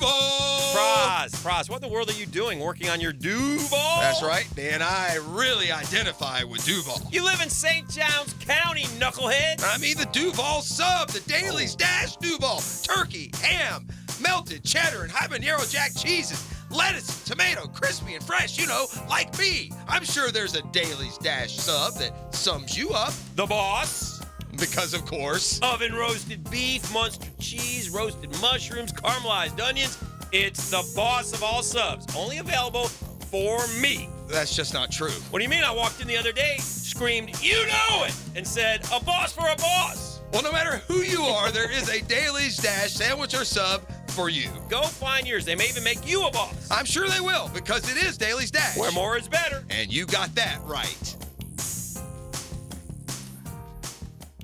Whether it's a large commercial project or a multifamily property, trust All Pro Roofing for exceptional craftsmanship and unparalleled customer service. We use only the finest materials, ensuring durability and long-lasting results. Plus, All Pro Roofing now has a full siding and windows division. That's right, All Pro Roofing is not just about roofs anymore. All Pro Roofing, now your trusted partner for commercial roofing, multifamily projects, exterior siding, and windows. AllProRoofingLLC.com. License number CCC 1327056. CDC 060138. Mia O'Brien. Fun-loving girl. Weekdays on XL Primetime. Likes to laugh. Lives to love. No dull moments tolerated. Mia's quick hits are driven by Arlington Toyota on the video and social channels of 1010XL. Dan Hicken here for Bowden Associates. I want to remind you that now is the perfect time to schedule your eye exam. Take advantage of your existing insurance benefits before they reset in January. Join the many satisfied patients who trust Bowden with their vision. Schedule your eye exam now and enjoy the peace of mind that comes with clear and healthy eyes. And remember, your deductibles reset in January, so don't miss out on the benefits you've already earned. Bowden Associates, keeping the First Coast focused. Tim Pearson here, founder of Chattanooga Whiskey. Did you know that Chattanooga Whiskey was awarded Craft Producer of the Year by Whiskey Magazine? We spent years perfecting our unique style of bourbon we call Tennessee High Malt. Try a bourbon that's truly best in craft today. Drink Chattanooga Whiskey, enjoy responsibly. I'm here with Clayton Bromberg, the president of Underwoods. Clayton, I know you're the head diamond buyer at Underwoods, and you travel to the markets to buy diamonds. Why don't you just look at an emailed list and have them send you the diamond? Frank, there are a couple of reasons we go straight to the source when we're selecting the diamonds we want to put the Underwood name on. First, as an expert diamond buyer, I have to see a diamond before I can really judge its beauty versus the price it's being offered at. Second, when we're at the source, we have huge selections to choose our diamonds from, so we don't have to compromise the Underwood quality standard. The result is we control what goes into our diamond stock instead of allowing a diamond dealer to send us what he wants us to have. The bottom line is we're able to offer our customers carefully selected, beautiful diamonds that we're proud to have carry the Underwood name. Underwood, serving excellence since 1928 in San Marco, Avondale, and the shops of Ponte Vedra. Hey folks, Mike Dempsey here. You've heard me talking about Pella Windows and Doors. With great ratings and expert reviews, you know they're high quality and energy efficient products. So what's your next step? Schedule a free consultation at PellaJacks.com or just stop by the Pella showroom on Phillips Highway. Their professional design consultants will guide you through your entire project from start to finish. And that's the quality and service you can expect from Pella Windows and Doors. The World Poker Tour is here at Best Bet Jacksonville through November 14th. Don't miss your opportunity to become a World Poker Tour champion with 14 poker tournaments, including the Best Bet Scramble, the $5,000 no-limit hold'em main event with a $1 million guarantee, going on now through November 14th. There are still lots of great satellite opportunities to play. Visit BestBetJacks.com for the full World Poker Tour schedule and for more information. That's BestBetJacks.com. 1010XL is presented by Farah & Farah, exclusive injury law firm of the Jacksonville Jaguars. Protecting you and your family. Call 396-5555. Jacksonville. It's a Best Bet Monday on The Frangie Show with fantastic locations in Jacksonville, Orange Park, and now in St. Augustine. It's Best Bet. Frank Frangie, Hayes Carlyon, Lauren Brooks, R.J. Saunders with you.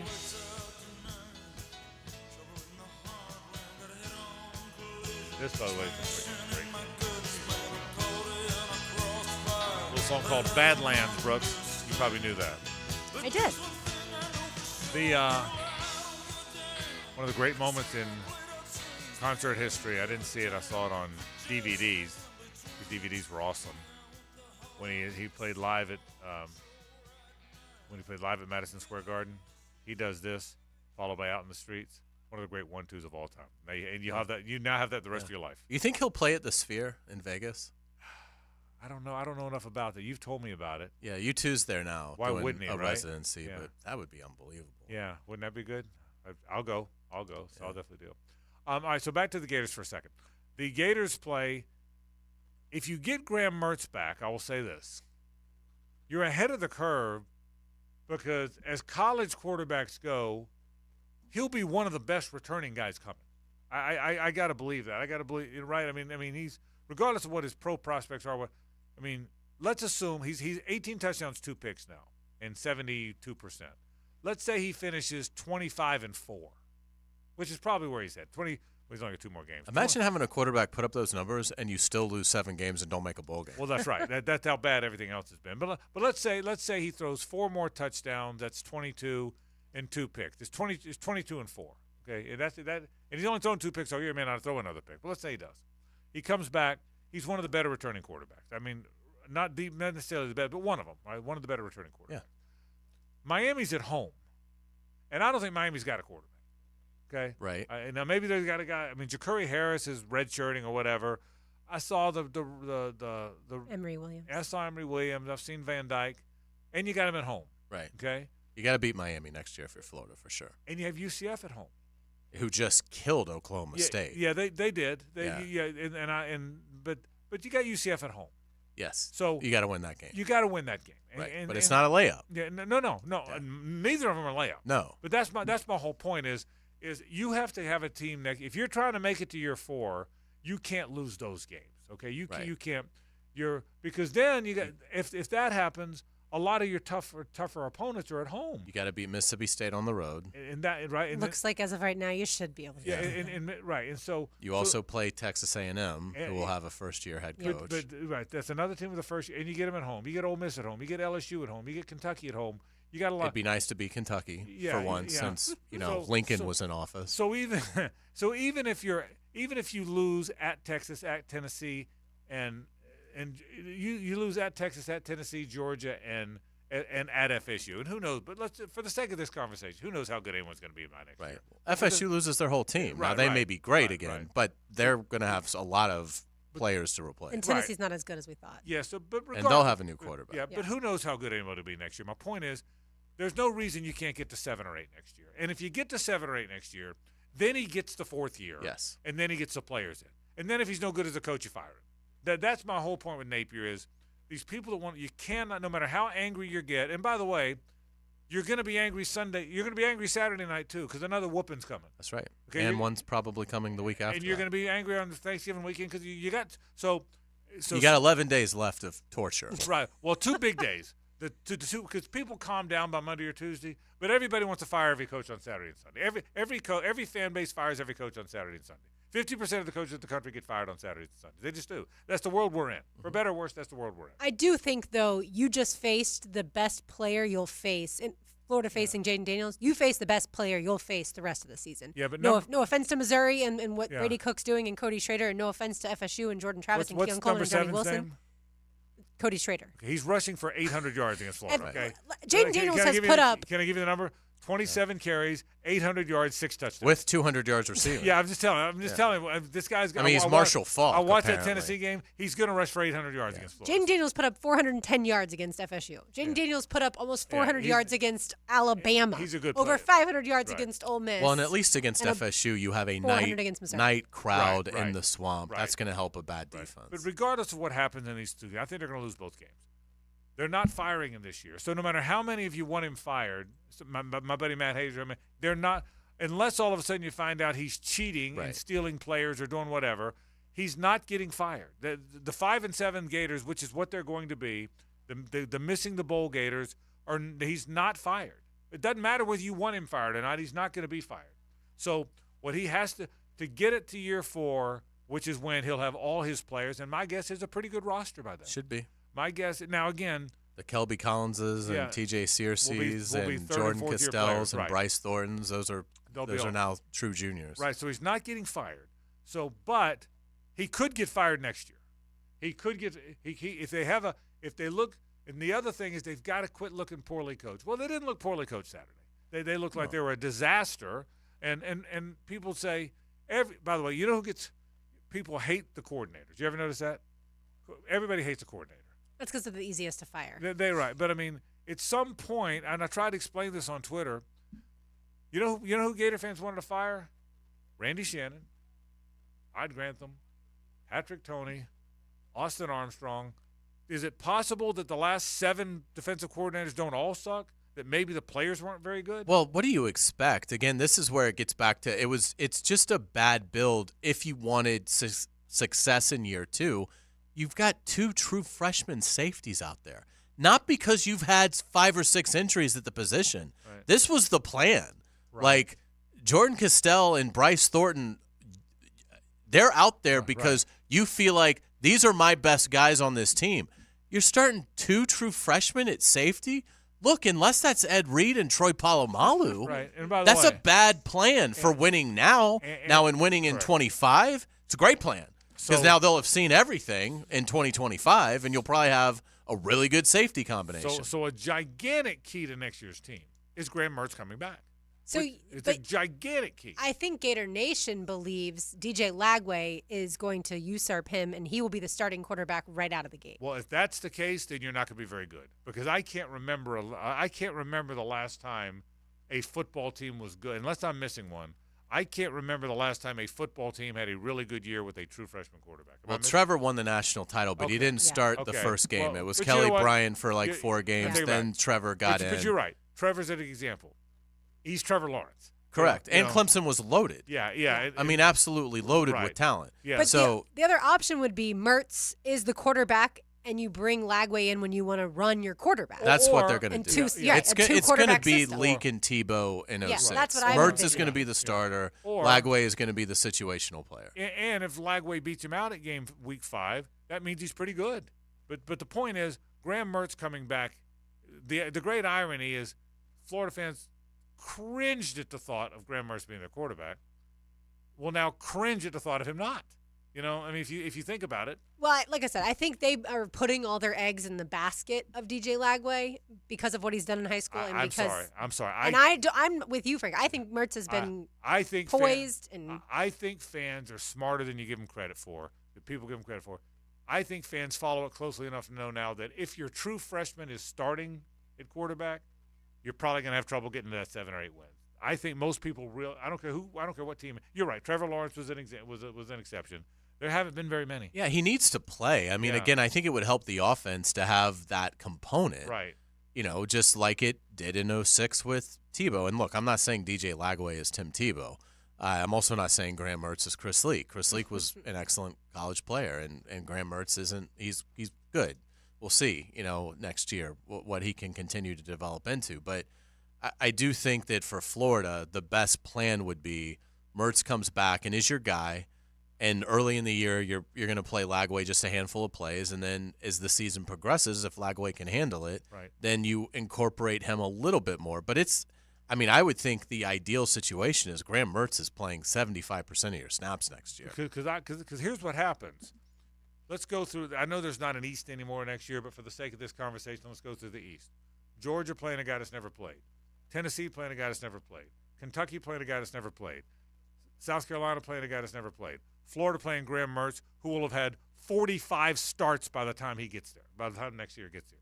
So 45 starts versus 0, 0, 0, 0, and 0. Yeah, now those schools could get portal guys, But yes, they're not going to have their incumbent. Yeah. So I hope Kentucky keeps with their portal guy in Devin Leary. By the way, is the biggest concern whether or not Trevor Etienne comes back? Yeah. And I don't mean goes to the draft. I mean I think there's NIL takes him somewhere else. Based on, I would hope by now, especially since Montreal Johnson is going to be in the draft, I would hope by now that every NIL dollar you have is already committed to him for the next year. Wouldn't you think? I would think. Yeah. I don't think they're going to have to worry about that. Yeah. I think, it's a great. Napier was asked about it today. Do you worry about losing established players on your team? And I think he's right on. First off, from everything you hear, Florida's good at rewarding NIL with the players that they already have on their team, which they're allowed to do. Right. That's not cheating. Right. You're allowed to give NIL money to players that are currently in your school. So Florida apparently is proactive with that. So I don't think Etienne's like, boy, I haven't made any money here, and I'm going to have to go to Alabama to make, a bunch of money. Florida is I think, taking care of him with that. And the facilities are better. The only thing now that this is another element of pro football that now I think is introduced into the college game with a player like Trevor Etienne is the ring chasing element of I know I'm entering the draft after my junior year, after my third year. And so this is my last year of college football. And yes, I'm not looking to leave Florida because of money or facilities or anything or opportunity. I'm going to be the starter here. I'm going to be the primary ball carrier, but I'm not going to win big here. Do I need to go to a Georgia or an Alabama to have a chance to win? And that's, you just don't know, where his mind's at. But Florida's not going to lose players off of this roster because the NIL money isn't there. So I totally agree with that. Final thought. Or to wrap our thoughts, he's not getting fired this year, even though I think they're going to lose their last 2 games, barring something catastrophic, but has to win so many games next year, and I think that means having to be active in the portal more than has been his MO. Particularly the trenches. Yeah, and more than I think he would like to be. We'll take a break when we come back. Noles beat Miami 27-20. Better game than people thought. Lots of thoughts about FSU as they move forward. That's next. Stay with us. The Frangie Show, live from the Hastings Injury Law Firm Studios on 1010XL. Hit back with Hastings. John Osher stars as O in O Knows. Wednesdays from 10 to noon on Jaguars Today. Johnny O knows the Jags like nobody else. Brought to you by Kingfish Pest Control, proud partner of the Jacksonville Jaguars. There are 3 certainties in life: death, taxes, and if you stay in your home long enough, a new roof. Hick here for our friends at Lockhart Roofing. Nobody better in Jacksonville. How do I know? They are a local certified Master Elite contractor, And that means they have a GAF Master Elite warranty. That's the best in the roofing industry. In this day and age, don't settle for cheaper discount roofers. Lockhart Roofing has been here for decades. They aren't going anywhere. Call my friends at Lockhart Roofing, 994-3851. That's 994-3851. Lockhart Roofing, Jacksonville's best for Jacksonville people. Mia here. Believe it or not, the holidays are coming. So why not make the trip to Grandma's house in style and comfort with a little help from my friends at Arlington Toyota. Arlington has over 575 new Toyotas available, and your new Toyota purchase comes with Arlington's lifetime warranty. Arlington even has all makes and models of used inventory. I'm talking over 400 on the lot. You even get Arlington's 30-day exchange program with your pre-owned purchase. Why wait? Shop in person at 10939 Atlantic Boulevard or online at arlingtontoyota.com. This is Josh Woolsey with Woolsey Morecambe. When deciding what lawyer to trust with your car accident or injury case, the most reliable way is reviews and results. You want to be treated well, and you want a great result. Woolsey Morecambe's reviews are through the roof, and I challenge any law firm to compare results. Clients continue switching to us from other firms because we continue delivering. Recently, a car accident client left a big firm, and Woolsey Morecambe got her 10 times what they said it was worth. If you want to be treated right and want great results, call Woolsey Morecambe, 638-4235. Frank Frangie here. These days, it's hard to know which companies to trust. When it comes to banking, I trust South State Bank. South State truly values its customers, and they work hard to create meaningful, lasting relationships. I love going into my local branch. I see the same smiling faces I've seen for years. South State is the largest bank headquartered in Florida, so they're able to offer all the banking services you need. You can trust South State Bank. Banking forward. Member FDIC, equal housing lender. The shoulder is one of the body's largest joints, prone to a variety of injuries and conditions that cause pain. Dr. George Bari here, and at Bari Orthopedics, we know an active lifestyle can lead to serious joint pain. We can help with an accurate diagnosis and treatment for a full spectrum of shoulder injuries, from arthritis, bursitis, tendonitis, or rotator cuff and labral tearing. Bari Orthopedics can help. If you or a loved one suffers from shoulder pain, don't hesitate to call or log on to bariorthopedics.com. This date in sports history is brought to you by Southeast Orthopedic Specialists. On November 13th, 2014, Dodgers Clayton Kershaw and Angels Mike Trout win the MVP awards for their respective leagues. Hey, this is Jason with Bueller Air Conditioning. Why do we love to go to that awesome grocery store where shopping is a pleasure? Why do we choose that amazing chicken sandwich where the service is fast and friendly and it's always their pleasure? You see, those brands are a promise. Here at Bueller Air, our team is committed to serving the customer and delivering that same kind of brand promise. Our mission is to be the most trusted brand with friendly and professional service every single time. Give us a call today or visit BuellerAir.com. Post-Game Monday on 1010XL is brought to you by Dandy Foods, makers of quality fresh sandwiches and home of the good stuff. E.T. here for Brackish Vodka. This Jacksonville-produced and distilled gluten-free corn-based vodka is the smoothest vodka you'll ever have. And because it's mineral salt filtered after being distilled 5 times, you get the smoothest vodka on the market. And it's made right here in Jacksonville. Brackish Vodka won the silver medal at the Spirits competition this year. But you need to try Brackish Vodka to believe it yourself. The smoothest vodka you'll ever have. Drink like a local. Drink Brackish Vodka. Come on, somebody. Does your home or building need painting? For over 20 years, Performance Painting has had the privilege of preserving many of Jacksonville's most prominent buildings. That said, we feel like we're just getting started. I'm Jason Parker, and our team thrives on preparing, protecting, and preserving the homes, businesses, and public buildings that make up our local landscape. Contact us today to put our years of experience to work for you. Performance Painting, prepare, protect, preserve. Performance Painting! Hey, it's Matt Hayes, and you may want to sit down for this one. My first week with Awaken 180 might sound like a fairy tale, but those 12 pounds lost are the real deal, and the weight continues to fall off in week 2. The other day, a friend of mine said, hey, man, you're changing by the day. They can see the results after 1 week of Awaken 180. Look, I did the math. If I choose the weight loss injections instead, it would take 2 months to lose what I've dropped in 7 days. So how's it happening? I'm eating to lose weight. That's how Awaken 180 works. I have a personal coach and game plan, and so will you. And the pounds are looking for the exit road. And the best part is, they won't loop back. Get down to your ideal weight fast and safely, and they'll teach you how to keep it off with free lifetime support. That's right, free lifetime support. There's no supplements, suppressants, or medications. Just a safe, simple weight loss program that can work for anyone. I'm not just losing it, I'm living it. If you want in on these results, do what Mike Dempsey and I did. Call Awaken 180 at 844-346-1800 or online at awaken180weightloss.com.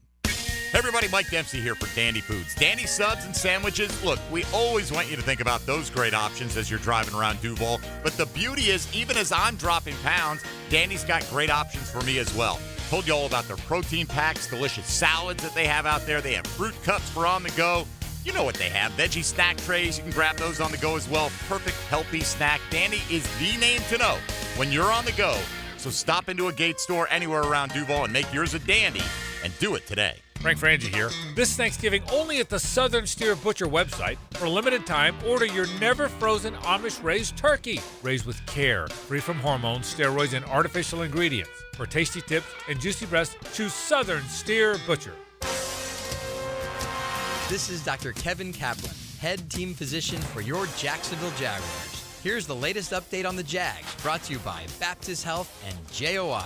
Jaguars wide receiver Zay Jones missed his fourth consecutive game on Sunday with a knee injury. Jaguars head coach Doug Peterson was asked today what the offense is missing without Jones in the lineup. One, you can be a little bit more, I think, balanced in your passing game. Zay gives you a comfort level that Trevor has. He knows exactly where he's going to be. He helps you a little bit more maybe on third down. He's going to draw some coverage his way. It's going to open up Calvin. It's going to open up Christian or Evan, and those are things that we've missed a little bit, with Zay being out. Jaguars head coach Doug Peterson today on what the offense is missing without Zay Jones. I'm Andrew Gibson with your Jacksonville Orthopedic Institute Jaguars update. 1010XL is presented by Farah & Farah, exclusive injury law firm of the Jacksonville Jaguars. Protecting you and your family. Call 396-5555. Jacksonville. It's a Best Bet Monday on The Frangie Show with fantastic locations in Jacksonville, Orange Park, and now in St. Augustine. It's Best Bet. It is a Best Bet Monday here on The Frangie Show. Frank K's RJ, I'm Lauren Brooks. Let's get it to Miami losing at FSU Saturday night. What did you think, Frank? We'll get to all the good stuff in a second, but what did you think of Mike Norvell going with that onside kick? Yeah, well, number one, he was trying to inspire his team. Didn't work, but I didn't mind it. Didn't mind. Now it's easy to criticize the ones that don't work. I like how he coaches. He's not afraid. I think they're a better offense with him calling the plays than they were with Kenny Dillingham, who's now the Arizona State head coach. I think they've gotten better with him calling it. I think he's a good coach. I don't think he's going to leave for Texas A&M, but if I was Texas A&M, he'd be high on my list. Talk about an absolute dagger if you're Florida State fans and that actually happened. And I don't think it's going to happen. I don't either. But my point is, I think he's a good coach, man. I think he's a good coach. So I didn't mind it, Lauren. I didn't mind him trying that. Here's my question about the Noles, and this is a question we used to ask through the 90s all the time. They're 10-0, and they've earned that. They have a good team. But they're caught again in that world of not getting challenged each week out. Other than LSU to start the season, who they beat handily. And who's lost 3 games. And they've lost 3 games.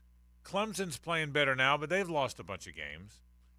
They don't have Washington-Oregon game. They don't have a Texas-Oklahoma game. They don't have Alabama-Georgia. They don't have that. And so I'm not criticizing them for it, but the old age-old question was, will lack of competition help them win championships because they'll get to the postseason undefeated more easily, or will it cost them a loss because they're not used to playing teams like that? I know they didn't have Chris Weinke in '98, but clearly one of the reasons they lost is Tennessee had gone through that gauntlet of an SEC schedule and FSU had not. I think that hurt them a little bit. I think it hurt them in the '96 game when they played, even though they had already beaten Florida one time. Florida was SEC tested and they were not. And so even though they won championships, there were years where I thought it hurt them to not have played those teams. The year Oregon rolled them in the Jameis' second year.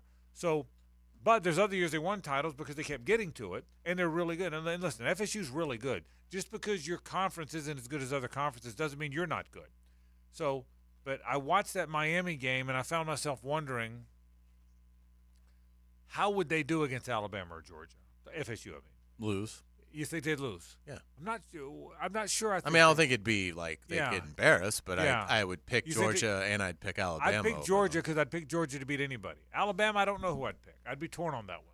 I'd pick Georgia. I think I'd pick Georgia to beat anybody. I think Georgia. I don't think anyone's beating. Yeah, I'd pick Georgia over anybody. Yeah, I don't think anyone's beating Georgia. Georgia, by the way, 3-point favorite over Alabama in Yeah. the SEC championship game. Yeah, is that right now? Who would you pick? FSU, Michigan. Michigan. FSU, Ohio State. FSU. Yeah. Okay. I'd pick. Probably me too. I'd probably go Georgia, Michigan, FSU. Who would you pick? FSU, Washington. FSU. Yeah, I would too. Okay. I'd so take FSU over Michigan too. Okay. I think FSU has better speed all over the field. So we're than all right in the Michigan. same spot. We might disagree with one here or there, but we're all kind of close. We're kind of close on what we think they would do. So watching them against Miami, it bothers me that game was as close as it was. Now it's a rivalry game, and Miami played their ass off, and they deserved.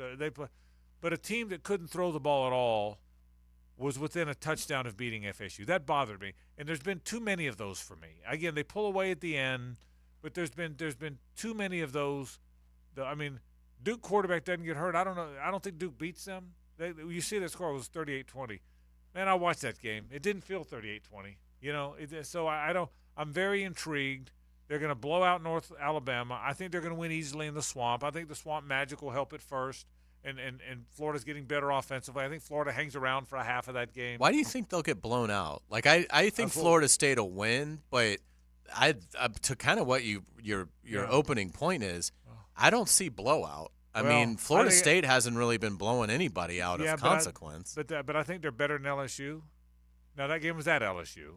I mean, I think they're. I mean, I don't know. I think. And Florida State LSU was a lifetime ago. But you know I mean, what? they deserve credit for it. I'm not trying to. But my point is, here's why I think that. I think they're light years better than the Arkansas and the South Carolinas and all these teams Florida plays really close games against. I think they're light years better than them. I may be wrong, but I think they're light years better than those teams. I think, and they will be just as jacked for that game. And that's a rivalry game. I think if I had to pick it right now, I would pick Florida State to beat. How in the world is Florida's defense going to stop those guys? Those two receivers in Benson and Travis. We just talked about how much better Mertz is than Emory Williams. Yeah. Like Florida will be able to throw the ball. I guess. I don't think Florida's defense will stymie them, but I could see it being 34-27 FSU. That would really surprise me. That would to me. What will the line be? 14. I mean, if 12? are we assuming Missouri covers against Florida? Yeah. Wins by 11. Yeah. 12. That's a lot I think of points. a touchdown. I think maybe more like 8.5, 9. Then maybe I'm way off the mark. If that's what it is, if that's all it is, then I'm way off the mark. You had FSU at home playing against a Miami team, like we said, with a struggling quarterback. Although he did some good things on the ground, and they only won by 7. And the reason they won by 7 is because Tyler Van Dyke threw the pick late. Yeah. I would, if I could, without knowing anything else right now, at November 13th, before anybody plays anybody. Now, if Jordan Travis gets hurt against North Alabama, I would change it. But bar that. Right, or Graham Mertz gets hurt against Missouri. Either of those would change it. Right. But if none of that stuff happens, boy, I'd lay 10 today. I'd lay 10 and not think twice. I don't know if I'd lay 20, but I'd lay 10 and not think twice today. I think that game's good. I mean, again, LSU just hung 52 on them. Right, but I think your point is a good one. Like Florida will have seen Georgia. Well, that's the question I'm asking. LSU. They've played Tennessee. They've played Utah. Missouri. They will have played Missouri. I mean, Florida State will be like the 6th, 7th really good team that Florida has faced. I just don't think Florida State's going to have anything that's going to shock and awe Florida. Now they're much older. I mean, and they're better. I'm not trying to suggest Florida State isn't better than Florida. Clearly, they're better than Florida. I would say. And if the game was in Tallahassee, I think a rout would absolutely be on the table. But I think in the Swamp at night, with Florida's offense kind of finding itself, and I think Florida is somewhat built if Florida is healthy, I think they're kind of built somewhat like Miami in the sense that they're not awful in the trenches, so I think they can kind of give Florida State's run game some issues, and certainly their run defense some issues with Montrell and Etienne. So again, I'll pick FSU, but I don't think it's going to be a blowout. Boy, I do. You don't either? No, I don't think it's going to be a blowout because I've watched FSU all year, and other than a few games, I mean, look, they came toe-to-toe with Boston College. Again, that feels like a long time ago now, too. But they start off slow a lot of times, and then they need that second-half surge, which certainly that can happen in the Swamp. But I do think Graham Mertz is a better quarterback than FSU's faced in a while. I'd go 42-24, 45-24, something like that. And if it winds up being 34-27 to your point, which it might be, then they've got no chance against Georgia or Alabama. If you're right about that, then they're not beating Michigan, Georgia, Alabama. They may not be Washington. Is Cade Klubnik the best quarterback that FSU has faced? Well, they faced Jaden Daniels. Daniels. Besides week one. Right. Very early on. Yeah, I mean, again, if this is what I would say. I would say look at what they've done and who have they gone against in the last 6 weeks. That's a pretty good indicator of where you are. And I would say, yeah, in terms of the last 6 weeks, yeah, Graham Mertz probably is. I'm looking at their schedule. Yeah, Graham Mertz will be the best quarterback they have faced other than Jaden Daniels. I'll include Cade Klubnik in there. He's definitely better than Cade. The thing, too, that would somewhat concern me is I do think from a defensive line standpoint, Florida and Miami are kind of close. I'd give Miami the edge, but I don't think it's like extreme. Miami, I think, has a better offensive line. And I mean, you look at, Jordan Travis really didn't run it much. I mean, he was 8 carries for minus 30. They should have had a safety. Yes, that was a safety. Yeah, I don't know why all of a sudden. That was a bizarre call. It really was. Somebody tweeted something out that showed when he first got hit that the ball was past the goal line, so they got the call right. No, he was still on his feet trying to break loose. Yeah, that's what that picture didn't show. Yeah, it was an odd call for sure. So I mean, I think in looking at it, it's if Florida can slow down Florida State's run, and particularly Jordan Travis, because last year that's what won them the game in Tallahassee, is his 2 breathtaking escapes. Then I think Florida can be in it. But I don't know, man. I watched.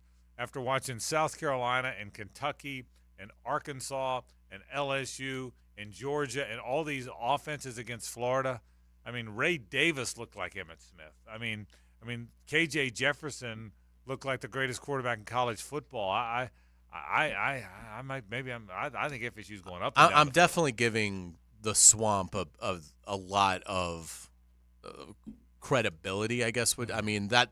Like I said, if the game was in Tallahassee, I think Florida State could score 52. Yeah. But I think it will be difficult for Florida State. I mean, talk about environments. Yeah. Have they been in an environment that is even remotely close to that? Because newsflash, Clemson at noon ain't the Swamp at night. And that's why I'm asking the question about Florida State, because there's nothing better than that environment in the Swamp in the 90s. But Florida State, and it affected Florida State in 97. It probably beat them in 97. 91, Florida was pretty good when they beat them, okay? 93, it was a heck of a game that FSU found a way to win the game. Florida won the 95 game. Florida won the 97 game. 99 didn't affect them. So that's my question about FSU. Are they so good that none of that the schedule doesn't matter, or are they not? And we'll find out. We won't find out this week because they're playing North Alabama. But in my opinion, we still have the Missouri loss to break down. Yeah, that's right. In my opinion, because here's my thought. By the way, where's the ACC championship game? Charlotte. Mm-hmm. Okay.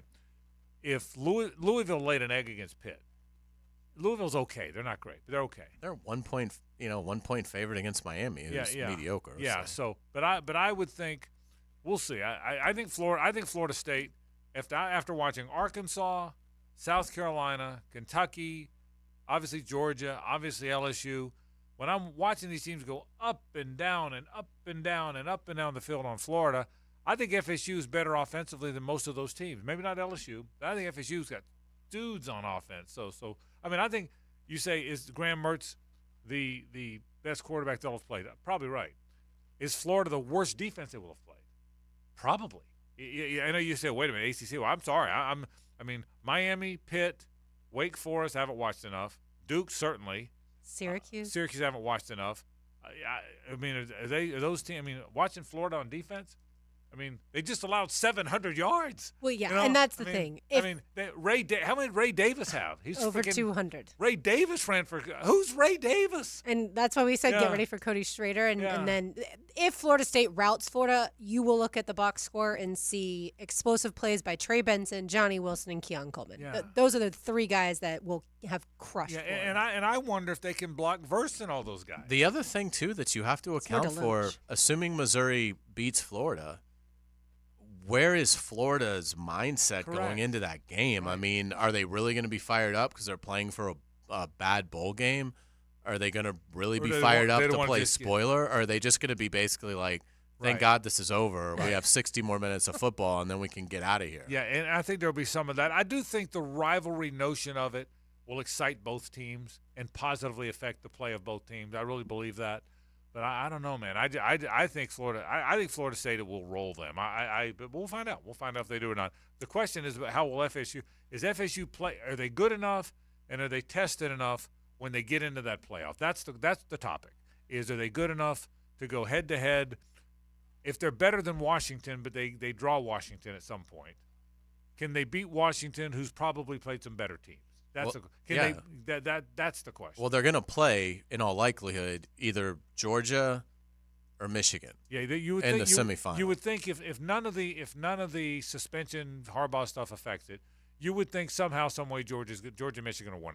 You would think Georgia, Michigan will be 1-2 in the playoff, and then and then it's assuming Michigan beats Ohio State, which I think they're going to.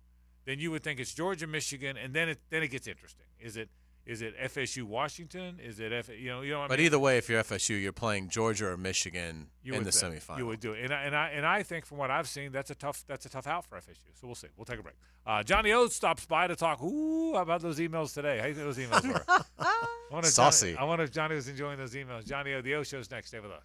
The Frangie Show, live from the Hastings Injury Law Firm Studios on 1010XL. Hit back with Hastings. From Duval to the world, all communication lines are clear. Download the 1010XL apps for free on Apple and Android devices and listen wherever life takes you. When you're a little kid on the playground, they tell you don't hit back. Well, the courtroom isn't a playground. And if you've suffered an injury or death in your family, I'm here to tell you it's okay to hit back and fight to make them pay. I'm attorney Brett Hastings, and at Hastings Injury Law, we understand all the pain and emotion that comes with being wrong. And we've dedicated our lives to making things right for people like you. So if you get hit back with Hastings Injury Law. Offices, Jacksonville. Man, folks, the holidays are right around the corner. That means it's time for the Chevrolet Red Tag sales event at Nimnik. With a powerful Chevy Silverado, you can take on anything. Well, Nimnik Chevrolet is proud to be Northeast Florida's Silverado truck headquarters. They have the largest inventory on the ground, outstanding cash incentives, the best price guarantee, and with thousands of dollars in discounts and incentives and nearly 200 Silverados in stock, your perfect truck is waiting for you at Nimnik Chevrolet.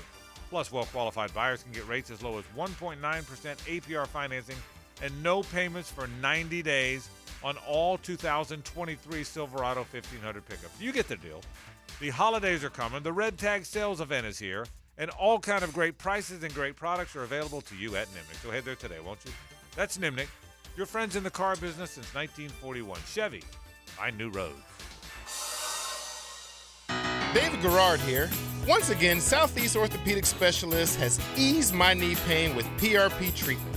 PRP is a platelet-rich plasma concentrate that promotes tissue repair naturally. If you are dealing with pain or an injury, ask your doctor at Southeast Orthopedic Specialist about PRP to determine if it's right for you too. Relieve pain and get back to life. SOS. Southeast Orthopedic Specialists. A Upgrade your home with a winning combination of style and performance with custom windows and patio doors. For a limited time, buy one window or patio door and get one 40% off. Plus, no money down, no payments, and no interest for 1 year. This offer expires November 30th and restrictions apply. Renewal by Anderson. Proud to be the official window and door replacement partner of the Jacksonville Jaguars. Visit rbafla.com. License number CGC 1527613. Hey, it's Matt Hayes. Spend less on a new home comfort system with Fenwick Home Services Heating, Cooling, and Plumbing's automatic savings event. You can get up to $1,500 back on qualifying systems, plus up to 20% off new system installs. Call Fenwick Home Services today for a free estimate and free second opinion before this event ends. Hurry and visit FenwickHomeservices.com or call Fenwick today at 904-977-8519. Home of the Jaguars. WJXL AM Jacksonville Beach. WJXL FM Jacksonville Beach. Men suffering from erectile dysfunction or PE? Frustrated taking pills that don't work? Here's a message from Prime Men's Medical Center. I'm Dr. Simovitz. Prime Men's Medical Center offers breakthrough treatments with men lasting longer than ever without pain or surgery. Call now. Your consultation and first treatment are free. You'll see instant results right in the office. Call Prime Men's Medical Center now. 904-664-8217. That's 904-664-8217. The best golfing weather of the year is upon us now, so be sure and book your tee time at one of the most unique and beautiful golf courses in North Florida. Visit HiddenHillsGC.com for the best rates. Jacksonville's building a fence along the goal line.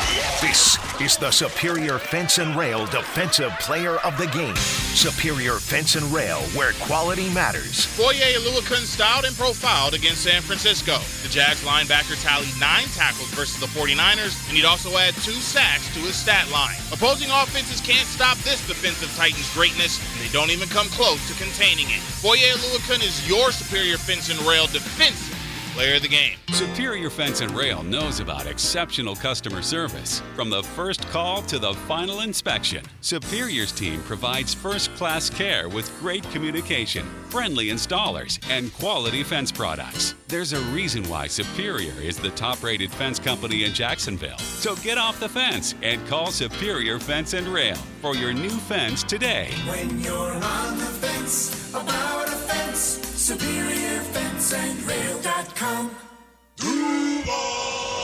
Be here and be loud as the Jaguars take on the Tennessee Titans Sunday, November 19th. Be at the bank for this divisional rivalry when Trevor Lawrence leads the team in an exciting matchup. Plus, join us as we celebrate Salute to Service and honor our military all game day long. Seats may be sold out, but a limited number of standing room only tickets are still available, so don't miss your chance to be there. Visit Jaguars.com/tickets or call 904-633-2000 now.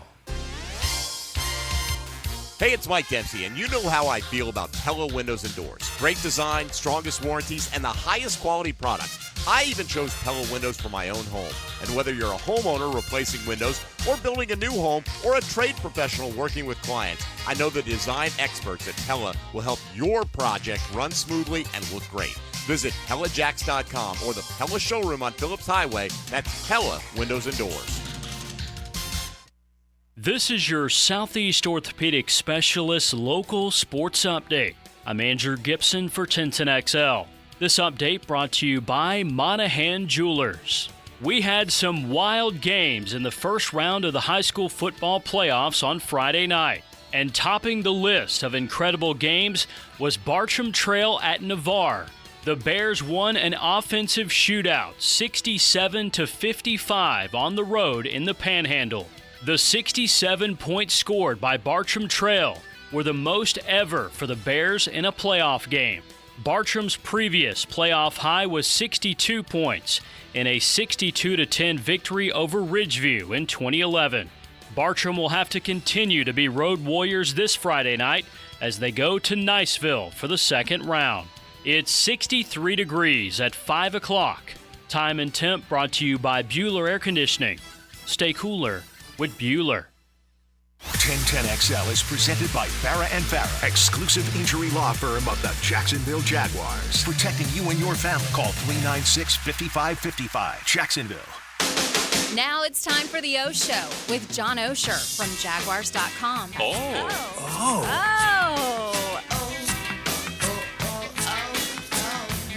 Oh, the emails, Johnny. Yeah, but here's the thing, Frank. After a game like that, You expect it. You're okay. You're prepared. I'm right there with him. Yeah, I get it. Who wouldn't be? I mean, Yeah, I wow. think, and I think Doug. I think most of the players would be right there with him. That was. I generally don't use the phrase embarrassing. Yeah. With a lot, but I gotta think that's what a lot of the players are feeling, because they kind of went into that game thinking, hey, why are the Niners favored by so much over us? We're good, et cetera, et cetera. Well, now you got to prove a game the next time you play a team like that. John, in the end, it's they've won 5 in a row, by the way. The 5 in a row still count. People act like the 5 in a row don't matter now because God forbid they had one bad game. But they were really bad. In your opinion, why did it go off the rails so badly yesterday? Well, it felt execution issues early on offense and defense, and all of a sudden you're down 10-0 to a team that's really good with the lead because they run so well, they're strong, they have a great pass rush, they're built to play with the lead. All teams are, but they really play well with the lead.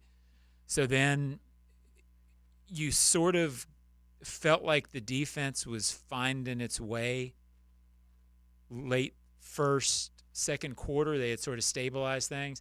Then you had second half turnovers, which made it look and feel really, really bad. So I don't think if those teams played 10 times that it would go that way every time. The way it looked yesterday, I think the 49ers would win most of them. I would agree. The thing that struck me, John, was, early in the game, you got your binoculars, you're focusing in on the trenches. San Francisco was like the biggest defensive front, and Warner is gigantic at middle linebacker. That was one of the most physically imposing defenses up front that I have ever seen. And they've always been that way. I can remember London. What year did they play him in London? 14, and the 13. 13. And they were the team that defined, boy, they look good getting off the bus. I think that sort of started actually under Trent back in the day, because he's a big believer in prototypes at the position, size, speed. I think that's what he's ideally trying to build toward. If you watch how he drafts, they've kept up their tradition and kind of kept doing that. But yeah, they're big, strong, fast, and yesterday very, very good. John, you covered Peyton Manning for many years. In year 3 and beyond, did he have many games like we saw Trevor have yesterday? It's some. I wouldn't say many. He had moments. I mean, I once watched him throw 6 interceptions in a game, and they almost won. He was veteran enough at that point to sort of pull it together, and the team was good enough as a whole. Again, I wouldn't say many, but there were one every couple of years. There were some in the playoffs. They happen. Also, remember, I started covering Peyton in his 4th year. Well, I can tell you there were a lot in his 4th year like that, because that was the Jim Mora playoffs year when everything went off the rails. So it happened. Peyton won his first MVP in year 6. So it is not a thing where everybody is Patrick Mahomes in his 2nd year. That's a great point. Peyton won his first MVP in year 6. That's a really good 2003. point. Here's my concern. Trevor's had moments he didn't play well. He's got 9 touchdowns and 6 picks. That's not, plus some fumbles. The numbers aren't where he wants them to be. I think most of us are surprised the numbers aren't better. That's a reality. But I'm not trying to defend him. I'm not standing for that purpose. But I think the bigger concern that I have is the offensive line. I don't feel like there have been a lot of clean pockets. I'm not saying not any. Right. But I don't think there have been a lot of clean pockets, John, where he just sits back there and can survey and go through progressions. I think that's been I think people say, why do they dink and dunk, and why do they have such horizontal? I think that's why, because they can't protect. Driving over here, obviously that's a topic, and trying to figure out sort of the right way to say it so that it's accurate. I think that's it. I thought Trevor missed some throws yesterday. There were moments he could have gotten the ball out to different guys quicker. But I think overall, the offense feels like it's trying to get the ball out quick on the, a lot of passes in the offense, throw it 4 yards and see if the guy can sort of break it open. Part of that is this offense. That's the way it's designed. But also part of it is that's what you have time to do when you're not sure about what's going to be at your feet. And that's a generalization. It's not every play, as you say. But I do think the clock is hurried a little bit. And when I say that, I don't mean that he's scared of pressure. That's what's always associated with that. But I think there's an awareness that you need to get the ball out if the play's going to work. Yeah. So I think that's where the clock speeds up. And it feels like that. It's not a great drive blocking offensive line. It has created some things and done some positive things, but overall, I can't help but agree with you. When John used the same phrase I did almost, when I say a quarterback gets happy feet, it's not that he fears the pain. Right. He doesn't mind getting hurt. These are football players. They trying to make a play. He's it's what you can do. He's fearful he's not going to have time to get the play off. Right. That's what it is, and I think there is some of that. Do you think they should think about Ezra Cleveland at left guard? Yeah, I think it's a legitimate question. Walker Little's first game back was yesterday. So the dilemma there is, okay, well, we're not going to play Walker Little, we're playing Ezra Cleveland. And then you need some time for continuity with that. So they look pretty good together early against Buffalo. That's the line that they feel like is the line. So, I think they need to give it a little bit of time to see if it is. If you keep switching it, then you never get that continuity. And from listening to Doug today in the presser, that's a little bit of the issue, they think, is that they haven't really had 9 games to play together. So I think it's a fascinating storyline to watch. I don't know that you do it yet for those reasons. It's probably too early to ask this question, but do you think you're going to do it anyway? Yeah. All Do you right. think Calvin Ridley's on the team next year? I think so. Again, it's a legitimate question. They don't seem down on him. Doug mentioned today, and he's right. He draws an inordinate number of interference penalties. Teams are having trouble covering him. He's effective in that way. And Doug said if you take the 9 or 10 interference penalties for 130, numbers look different. I don't know.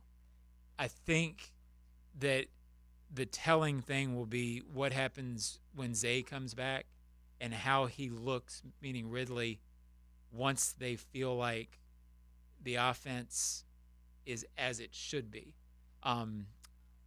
So I was thinking the same thing last night, actually, which I'm having trouble with the question. I don't really have an answer, which may be telling. Yeah, again, they're 9 games in. You play 17. So there's a lot of this story left to be written. We'll take a break.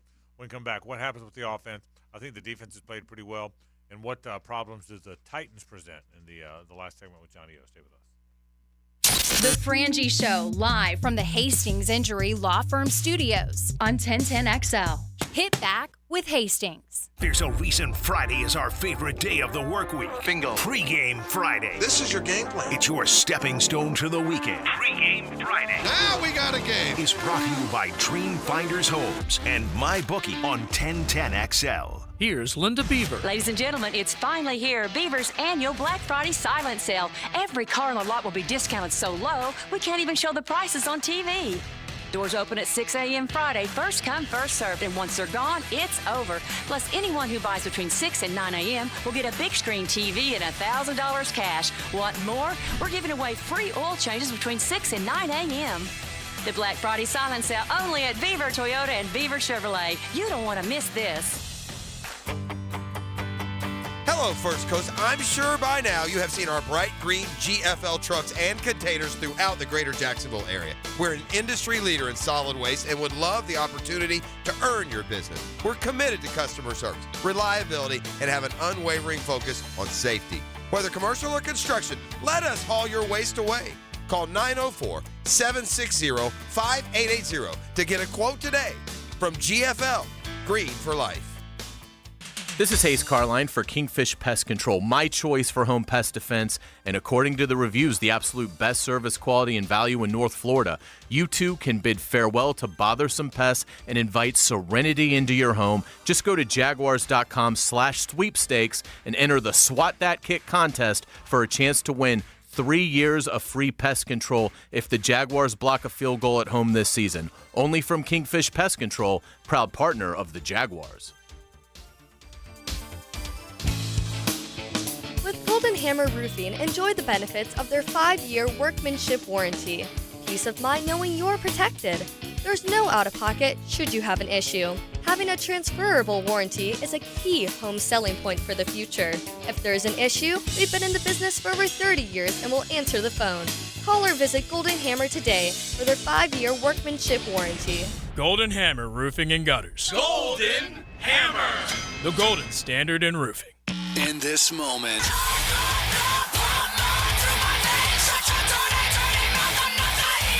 Ice 9 Kills, Kiss of Death Tour, special guests Avatar and New Year's Day. Friday, November 17th, Daly's Place. Tickets on sale now at Ticketmaster.com. In this moment, Ice 9 Kills, live in concert. If you've got bad shoulders, knees, elbows, got sprain, strain, or pain in your muscles, PRPrelief.com, PRPrelief.com, best priced PRPrelief.com. A big win for the Florida Gators. Get inside the Gators with the Florida Gator Report. I'm Taylor Dahl, and I'm your Gator Updater. Listen for the Gator Report several times a week on 1010XL. Brought to you by Darley's Plumbing, where quality counts. Visionaries, builders, and doers, are you ready to change the world? Miller Electric is your opportunity to shape the future. Miller Electric is leading the charge in electric vehicle technology with our state-of-the-art EV Innovation Design Center. We're working to create a sustainable future. We're also the proud partners of the Jacksonville Jaguars, powering their performance at the brand new Miller Electric Center. Miller Electric, we provide competitive pay, unbeatable benefits. Apply today. MillerCareers.com. Miller Electric, an equal opportunity employer.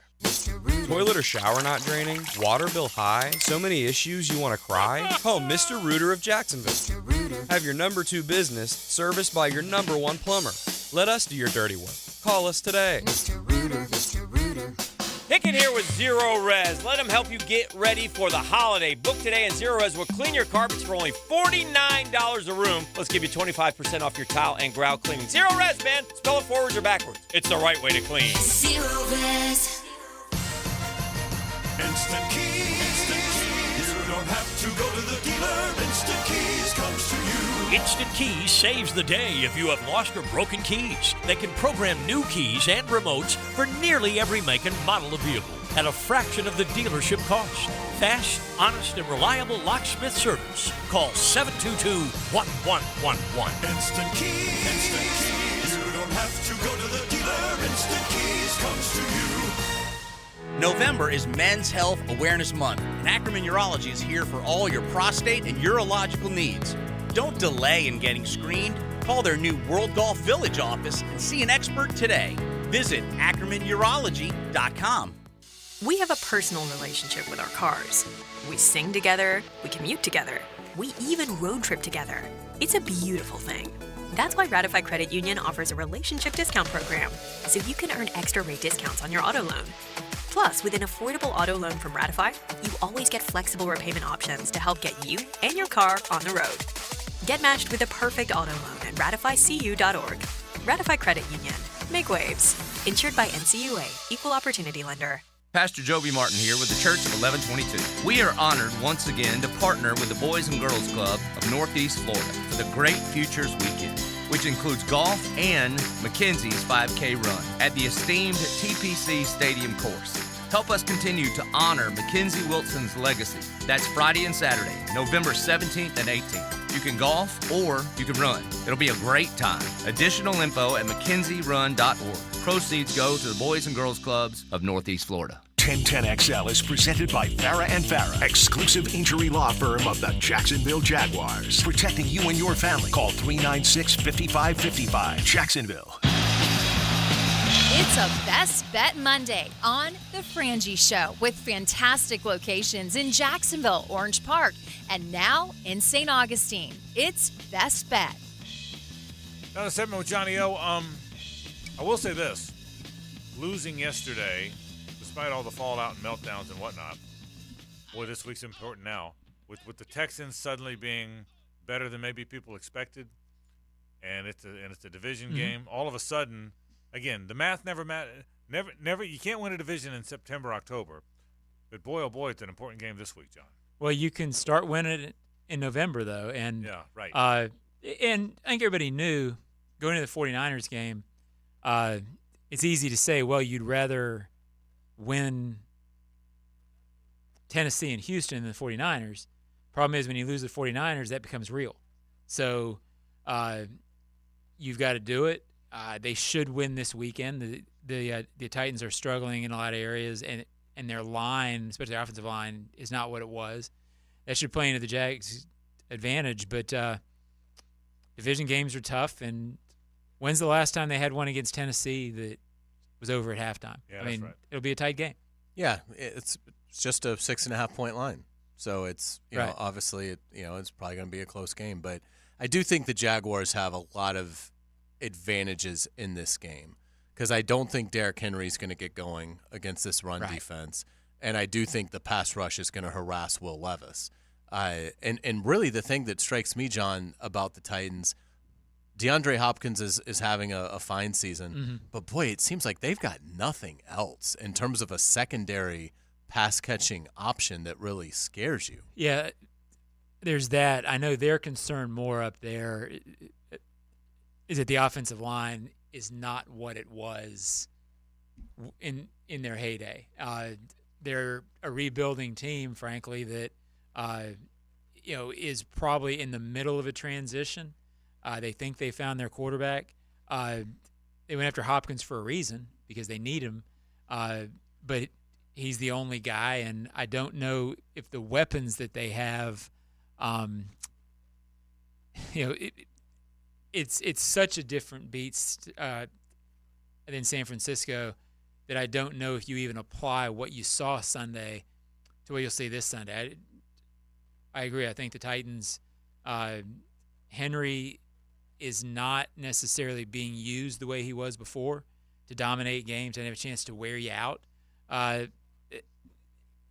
Aside from always being worried about any game, this feels like one the Jaguars ought to take. How is Trayvon Walker playing? I think he played really well yesterday. And I said all season, I think he's playing really well. To me, he's one of 3 or 4 guys on defense you don't want to lose.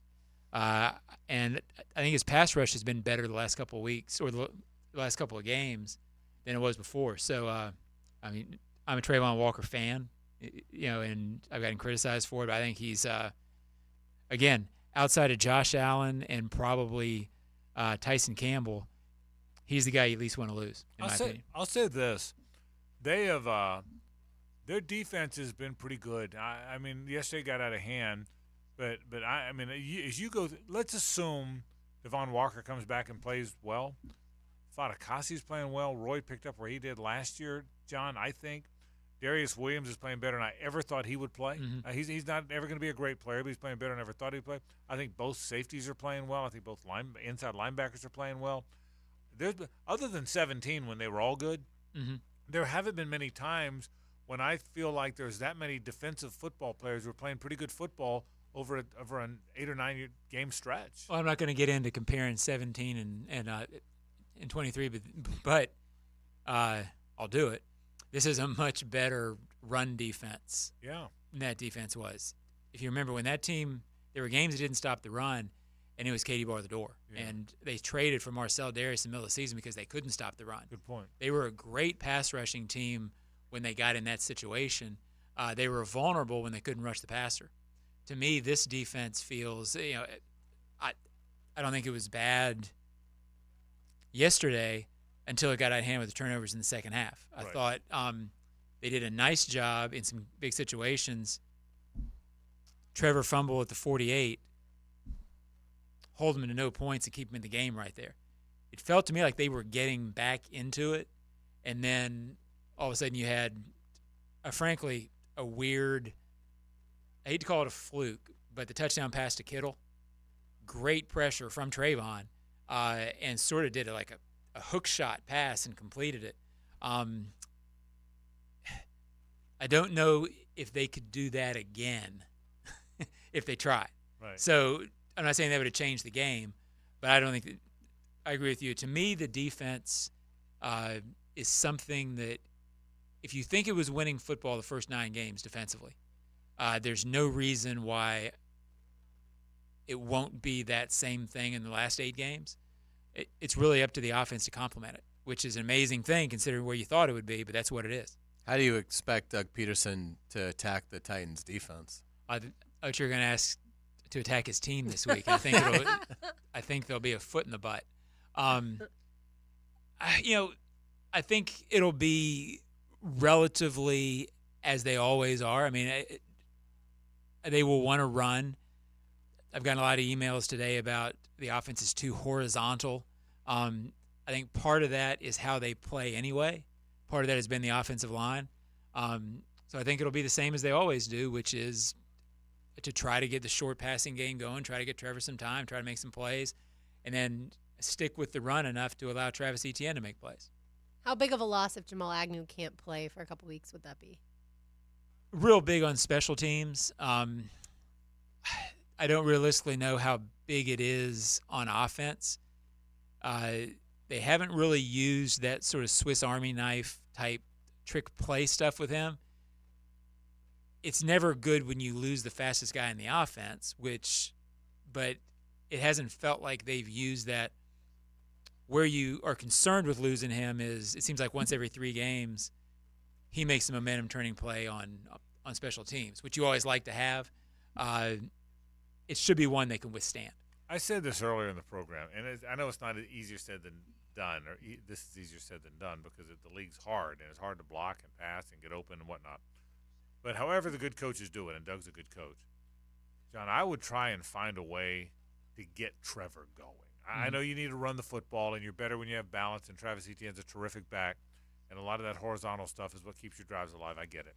But, man, I'd love to see take some shots down the field just to get him into a rhythm of vertical passes, and because they just haven't found that. It's been hard to find. And, again, it's the NFL. Yeah. You can't just say, okay, we're going to throw it deep. I mean, I get that. But if there's a way to get him going into more of a deeper passing or some sort of a vertical rhythm, I sure would do that. Yeah, and I agree with you. When the people who say too horizontal, they're not wrong. You haven't seen a whole lot of 18-yard in throw over the middle, which 49ers kind of opened with yesterday. Remember the pass to Ayuk?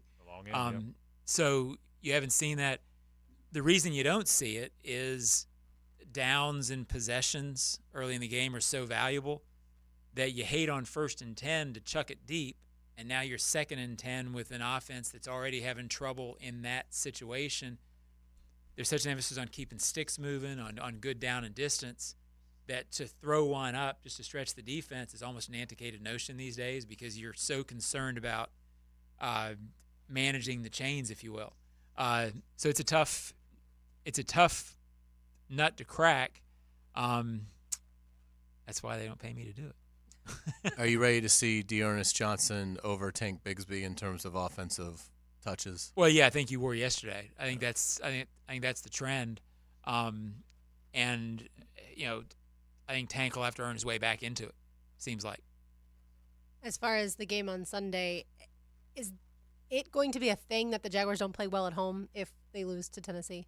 Well, I think it's already a thing. I mean, it's they're 1-3 here. 2-3 home games if you count London, which people don't. So yeah, I mean I honestly downplayed it last week because it felt to me like it was more circumstantial, meaning you were having trouble getting the season going a little bit with Kansas City. You wondered if Kansas City and Houston wouldn't have been those results anywhere. At 1-3 at home, when you haven't, again, San Francisco, really good team. So is Kansas City. So is Houston. So you lost to 3 good teams. But you also haven't played particularly well in any of those games. So Doug said today, he sure wished he had an answer. I don't know I don't think it makes no sense to be. They're not scared at home. They're not intimidated at home. It's not anything like that. They just haven't played well, but at some point you need to play well because it resonates with fans and players that you haven't. I think there's nothing to that.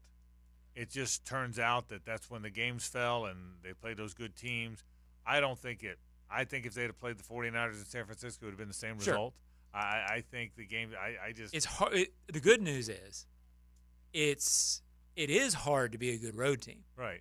They're a good road team. Right. It shouldn't be hard to be a good home team. So I'm more with you. I don't think it's a thing that's going to linger. I think it's more circumstantial. But I said that last week and they lost, so I got to say something else. And the problem is, of the home games that are left, they're all hard. Cincinnati, Baltimore. Right. I mean, they have good teams here. Final thought: are they going to win? They're going to win Sunday? Yeah, I think they win Sunday. I mean, they have responded.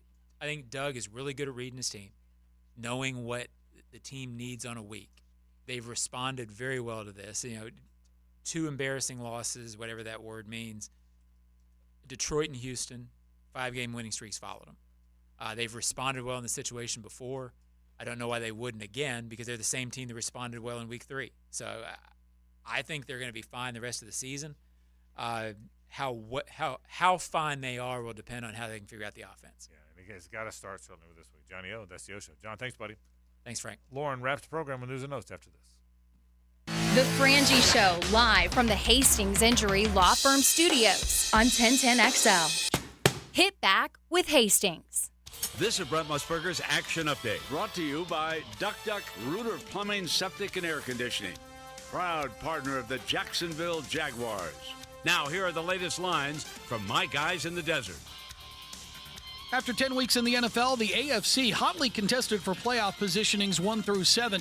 The Miami Dolphins are the betting favorite to capture the AFC East, the Dolphins minus 210, while the Baltimore Ravens are the favorites to win the AFC North. They sit at plus 140. Jacksonville, the favorites in the AFC South, minus 220 to capture that division, while the Kansas City Chiefs are minus 1250 to win the AFC West. The Chiefs are the favorites to win the AFC Championship at plus 220, Baltimore plus 550, and the Dolphins also at plus 550.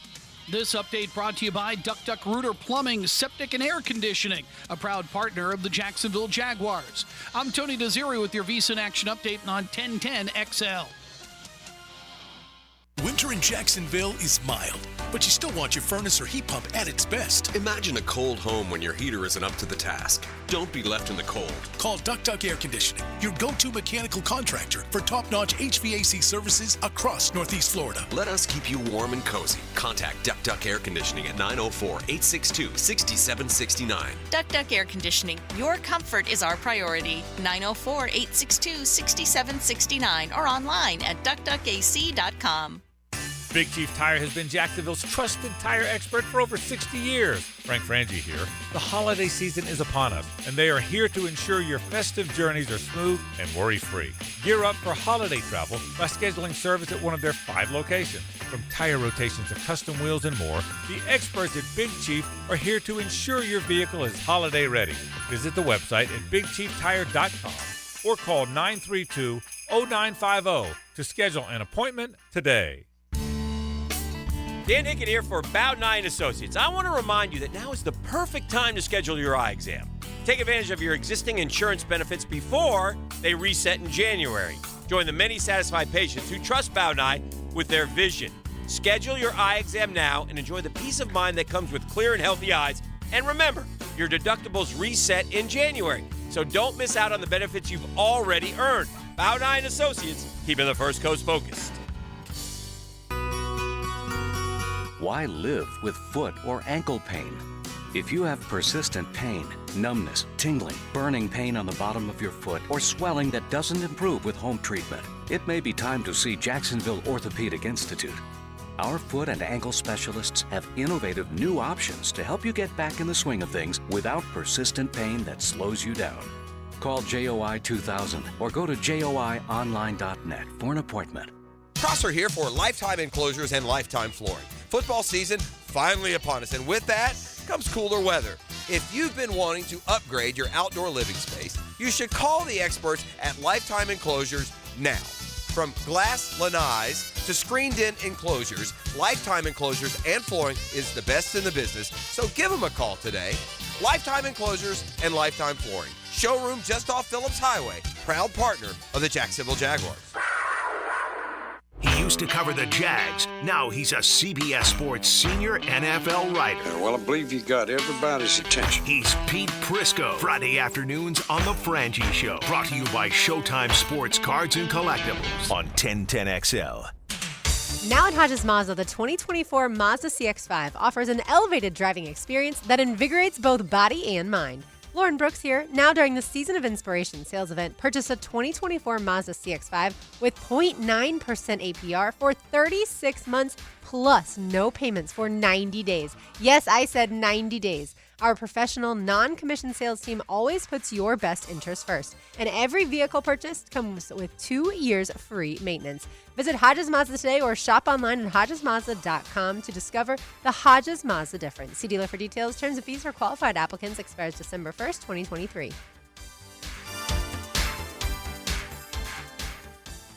DivorceMenOnly.com. This is Kenny Lay of Kenny Lay & Associates. Our firm specializes in representing men in family law. That's all we do. That's our only focus. We can help with all of your family law needs, such as divorce, custody, alimony, and child support. For over a decade, we have helped thousands of men with these types of issues. We even have an appellate division ready to challenge a judge's ruling. If you need a family law attorney, go to DivorceMenOnly.com. DivorceMenOnly.com. Offices, Jacksonville. 3D Digital has you covered for any of your business's digital marketing needs. From producing award-winning videos to getting those digital ads to follow your customers around the internet, our team has your back. Visit 3ddigital.com or give us a call at 904-712-4004 to schedule a free consultation today. 904-712-4004. Now, the Performance Painting High Performance Play of the Game. Performance Painting. Prepare, protect, preserve. When it comes to playing at the bank this season, Jags fans know that Brandon McManus has been cash for the Teal and Black, and he would be money yet again for the ball club. In the second quarter, the Jacksonville kicker would connect on a 37-yard field goal that would cut the deficit to just 7 with 4:20 left in the half. The McManus field goal is your Performance Painting Play of the Game. Does your home or building need painting? For over 20 years, Performance Painting has had the privilege of preserving many of Jacksonville's most prominent buildings. That said, we feel like we're just getting started. I'm Jason Parker, and our team thrives on preparing, protecting, and preserving the homes, businesses, and public buildings that make up our local landscape. Contact us today to put our years of experience to work for you. Performance Painting. Prepare, protect, preserve. Performance Painting! At Beaches Jewelry and Pawn, layaway is always an option. Times are tough for some, so anything you need or want from surfboards to tools to high-end jewelry, layaway is always an option at Beaches Jewelry and Pawn in Jacksonville Beach. Online at beachesjewelryandpawn.com. John, I'm so glad I called Clearwater to get my sprinklers, yard drainage, and seamless gutters in tip-top shape. Thanks, Frank. It's great to see you so relaxed here at the house, away from the microphone. Yeah, John, just hanging. All right, well, let me go ahead and turn the sprinklers on and show you how everything works. Wow, look at that coverage. How good is that? All right, Frank, let's go. Clearwater Irrigation and Drainage to ClearwaterJacks.com. This is Dr. Kevin Kaplan, head team physician for your Jacksonville Jaguars. Here's the latest update on the Jags, brought to you by Baptist Health and JOI. Jaguars head coach Doug Peterson met the media earlier today and explained how he's handling the blowout loss to the 49ers with the Jaguars players. I want them to watch the film. I want them to make the corrections. They need to see it. I challenge them to be critical of their performance, good and bad, and then take the constructive criticism that the coach might have, and it's the only way we can continue to get better. It's disappointing that, really both sides of the ball. I thought special teams was decent yesterday, probably the one bright spot, but offense and defense just did not play our best. And, it's a head scratcher. Jaguars head coach Doug Peterson earlier today. I'm Andrew Gibson with your Jacksonville Orthopedic Institute Jaguars update.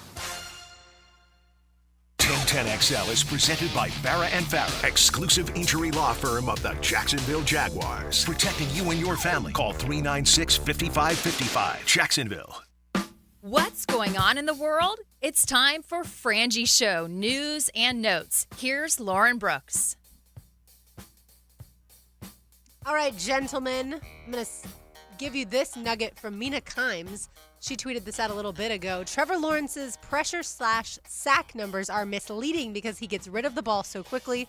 On throws between 2.5 and 4 seconds, he's been pressured on 43% of dropbacks.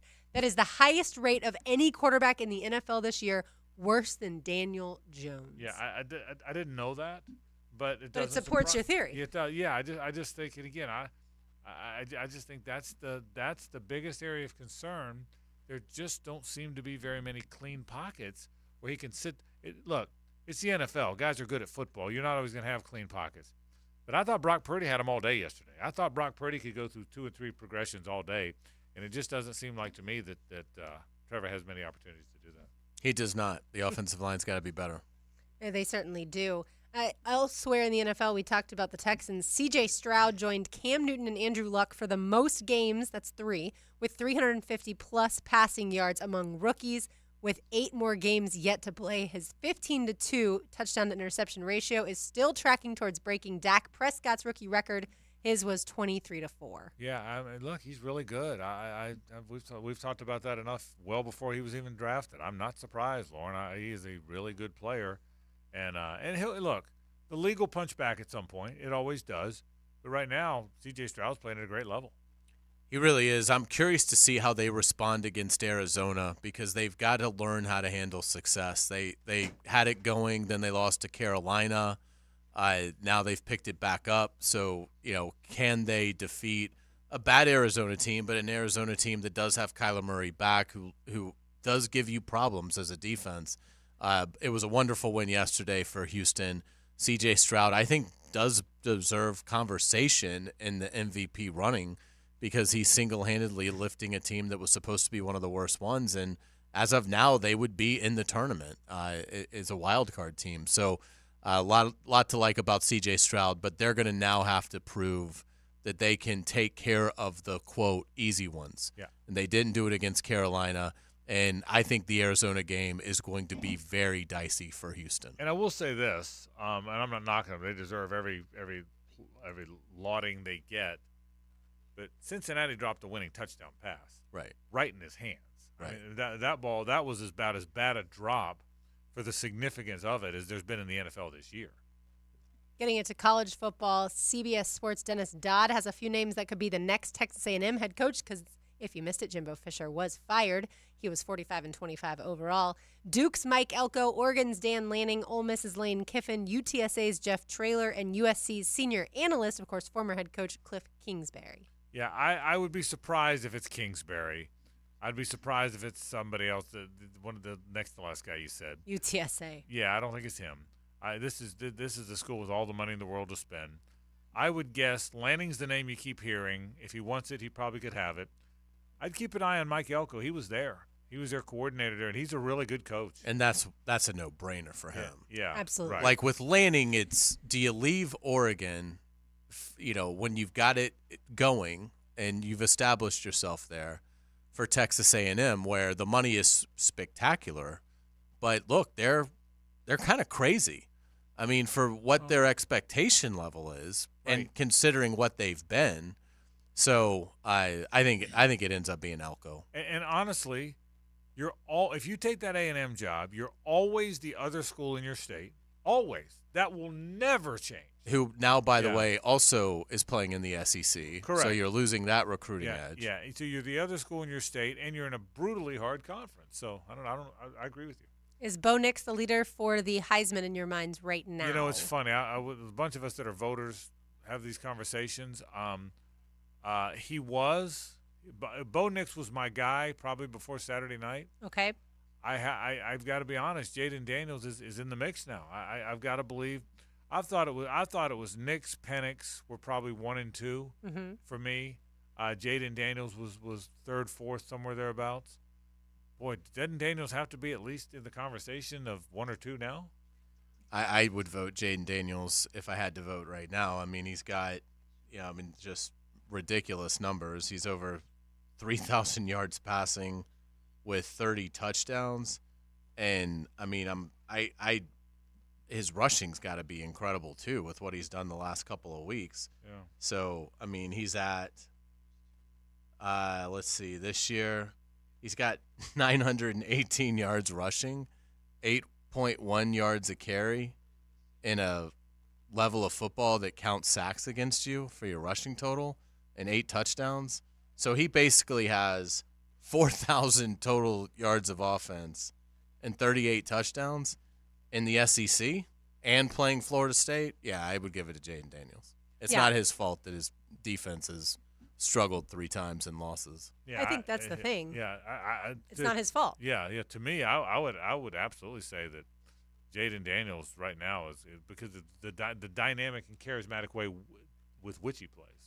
So we saw over the weekend the Jaguars had to make some roster moves, and JaMychal Hasty was waived. Well, the Patriots just claimed him. I know. The Texans and Colts JaMychal. also put in a claim, but New England had the higher priority, which means, JaMychal Hasty going to Bill Belichick, New England, who are 2-8 this season. He's a pretty good player. He's and again, the Texans and the Colts, who see him a lot, both wanted him, and the Patriots had the higher priority on the claim list.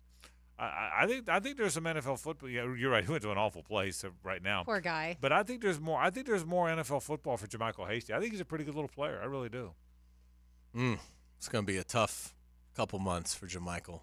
Did you see, Hayes, last week? It was a fake Jaguars account that tweeted out that the Jaguars went ahead and waived Tank Bigsby for Jason Pierre-Paul. I did. Did you see that going around? No. Okay, so my cousin, who's a Jaguars fan but doesn't live here, texted me like, I can't believe this. I'm outraged. Well, I'm camping, so of course not paying that much attention to social media, and it took me a very limited amount of time to be able to figure out that was a fake account. But I wondered if that was going around in Jaguars Twitter, or people were starting to freak out. But I didn't see it, but I think anytime any pass rushers out there, Jags Twitter is going to say that's the guy we ought to have. Yeah, and I think that's one thing we did learn from San Francisco is they had a really good defensive front, and yet they went ahead and still went out and got Chase Young and fortified their defensive line, and the Jaguars didn't make that move, so we wonder if that's going to eventually come back to bite them. We shall see. Did you realize, gentlemen, that Georgia hasn't lost at Sanford Stadium in the past 4 seasons? Is that right?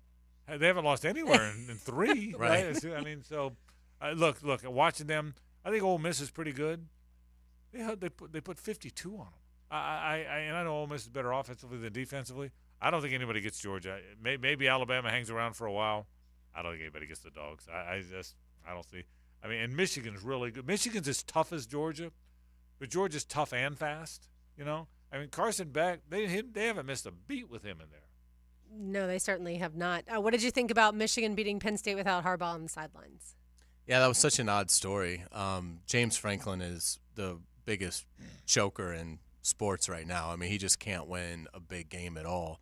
And offensively, they just disappear, in these games. I mean, Penn State's going to be measured against Michigan and Ohio State. And I think Franklin is something like 4-14, or, I mean, it's dreadful.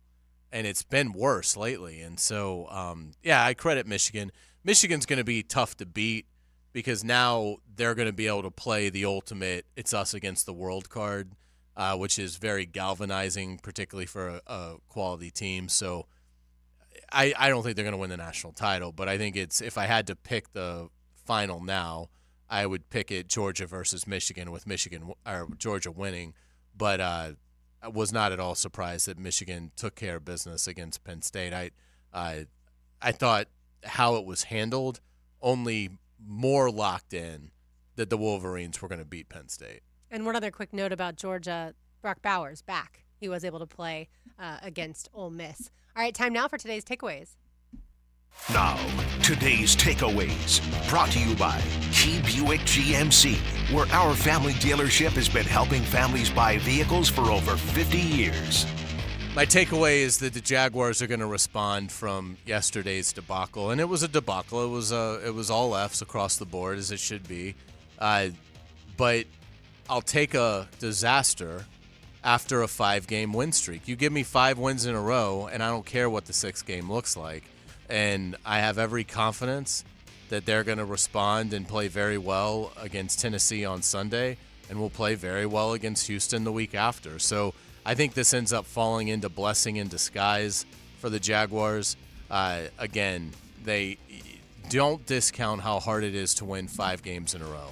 And don't discount the fact that over the last calendar year, every time this team has been beaten, they have responded well, going back to Detroit last year. So I think you're getting ready to see some really good Jaguars football over the next few weeks.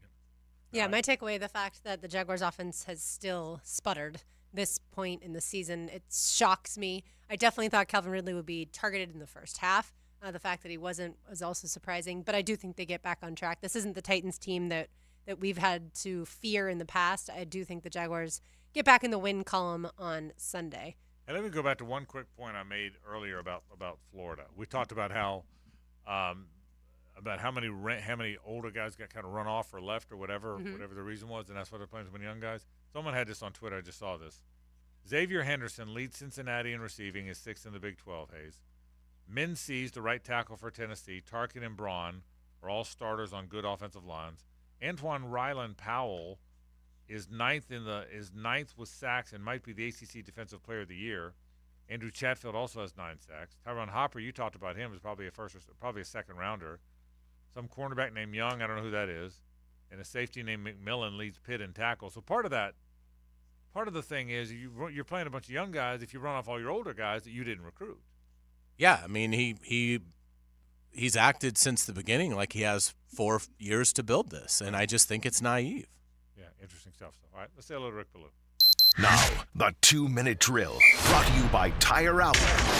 Keeping the sports world spinning with wholesale prices and premium service. Tire Outlet, Jacksonville's largest locally owned automotive repair shop. Ooh, Rick, tough one at the bank yesterday. Ooh. Tough one. Yeah, that was nasty. You have to just throw it out, and say it didn't mean anything because it was an NFC opponent, and that's the way the NFL is, and that next week's game or this week's game is more important, which it is, but, boy, I mean, that was ugly. Meanwhile, on Saturday, did you enjoy any Irish whiskey in the capital city? I did. It was a good win. Give Miami a lot of credit. That's an improving team. I mean, you put a true freshman in there, and he nearly won it. They showed a lot of heart, and they totally dominated Florida State in the ditch, both on the offensive and defensive line.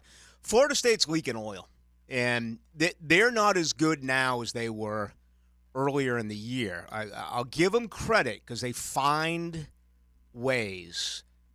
But I think the big story in Tallahassee that has been diminished, Jordan Travis is hurt. He's not running the football. Florida State would have lost against Florida last year if it wasn't for Jordan Travis playing remarkable football. In a game like this against Miami, when you need him, he can't run the football. There's something wrong with Jordan Travis. It's interesting. We talked about earlier on the program. I don't think they've got to worry about Florida, or I guess it'll be Louisville. But they got to play better when they get matched up against one of those 4. I think that's the quote. Michigan, Georgia. I'm not even thinking that. I'm thinking. But I'm just telling you, that's my opinion. I think they're okay until they get to. I don't see one of those guys getting them, but I think it's tough. I think it's going to be tough then. They can't line up and run, and Benson took one in from 6 yards out, but you saw him at goal line, and there was one play where Jordan Travis just held the ball at the 5-yard line, like looking left and looking right, and. You end up listen. They won, and that's good enough. And they keep this thing rolling, and we'll see what happens. But no matter where you are, you got to look at yourself and say, are you a better football team now than you were a few weeks ago or a month ago? And Florida State is not. They have not played good football as of late. Coming up tonight, we got all that. We got the latest on the Jaguars. We got the latest on Florida State. Big weekend in college football, and. Try to solve some of these puzzles that are happening right here in North Florida as far as what the hell is going on with the pigskin. All right, Rick Kaloo goes into the night, and that comes up in just a bit. Tomorrow for us, same bat time, same bat channel. We are out of here. For Lauren Hayes and RJ, I'm Frank Frangie. So long.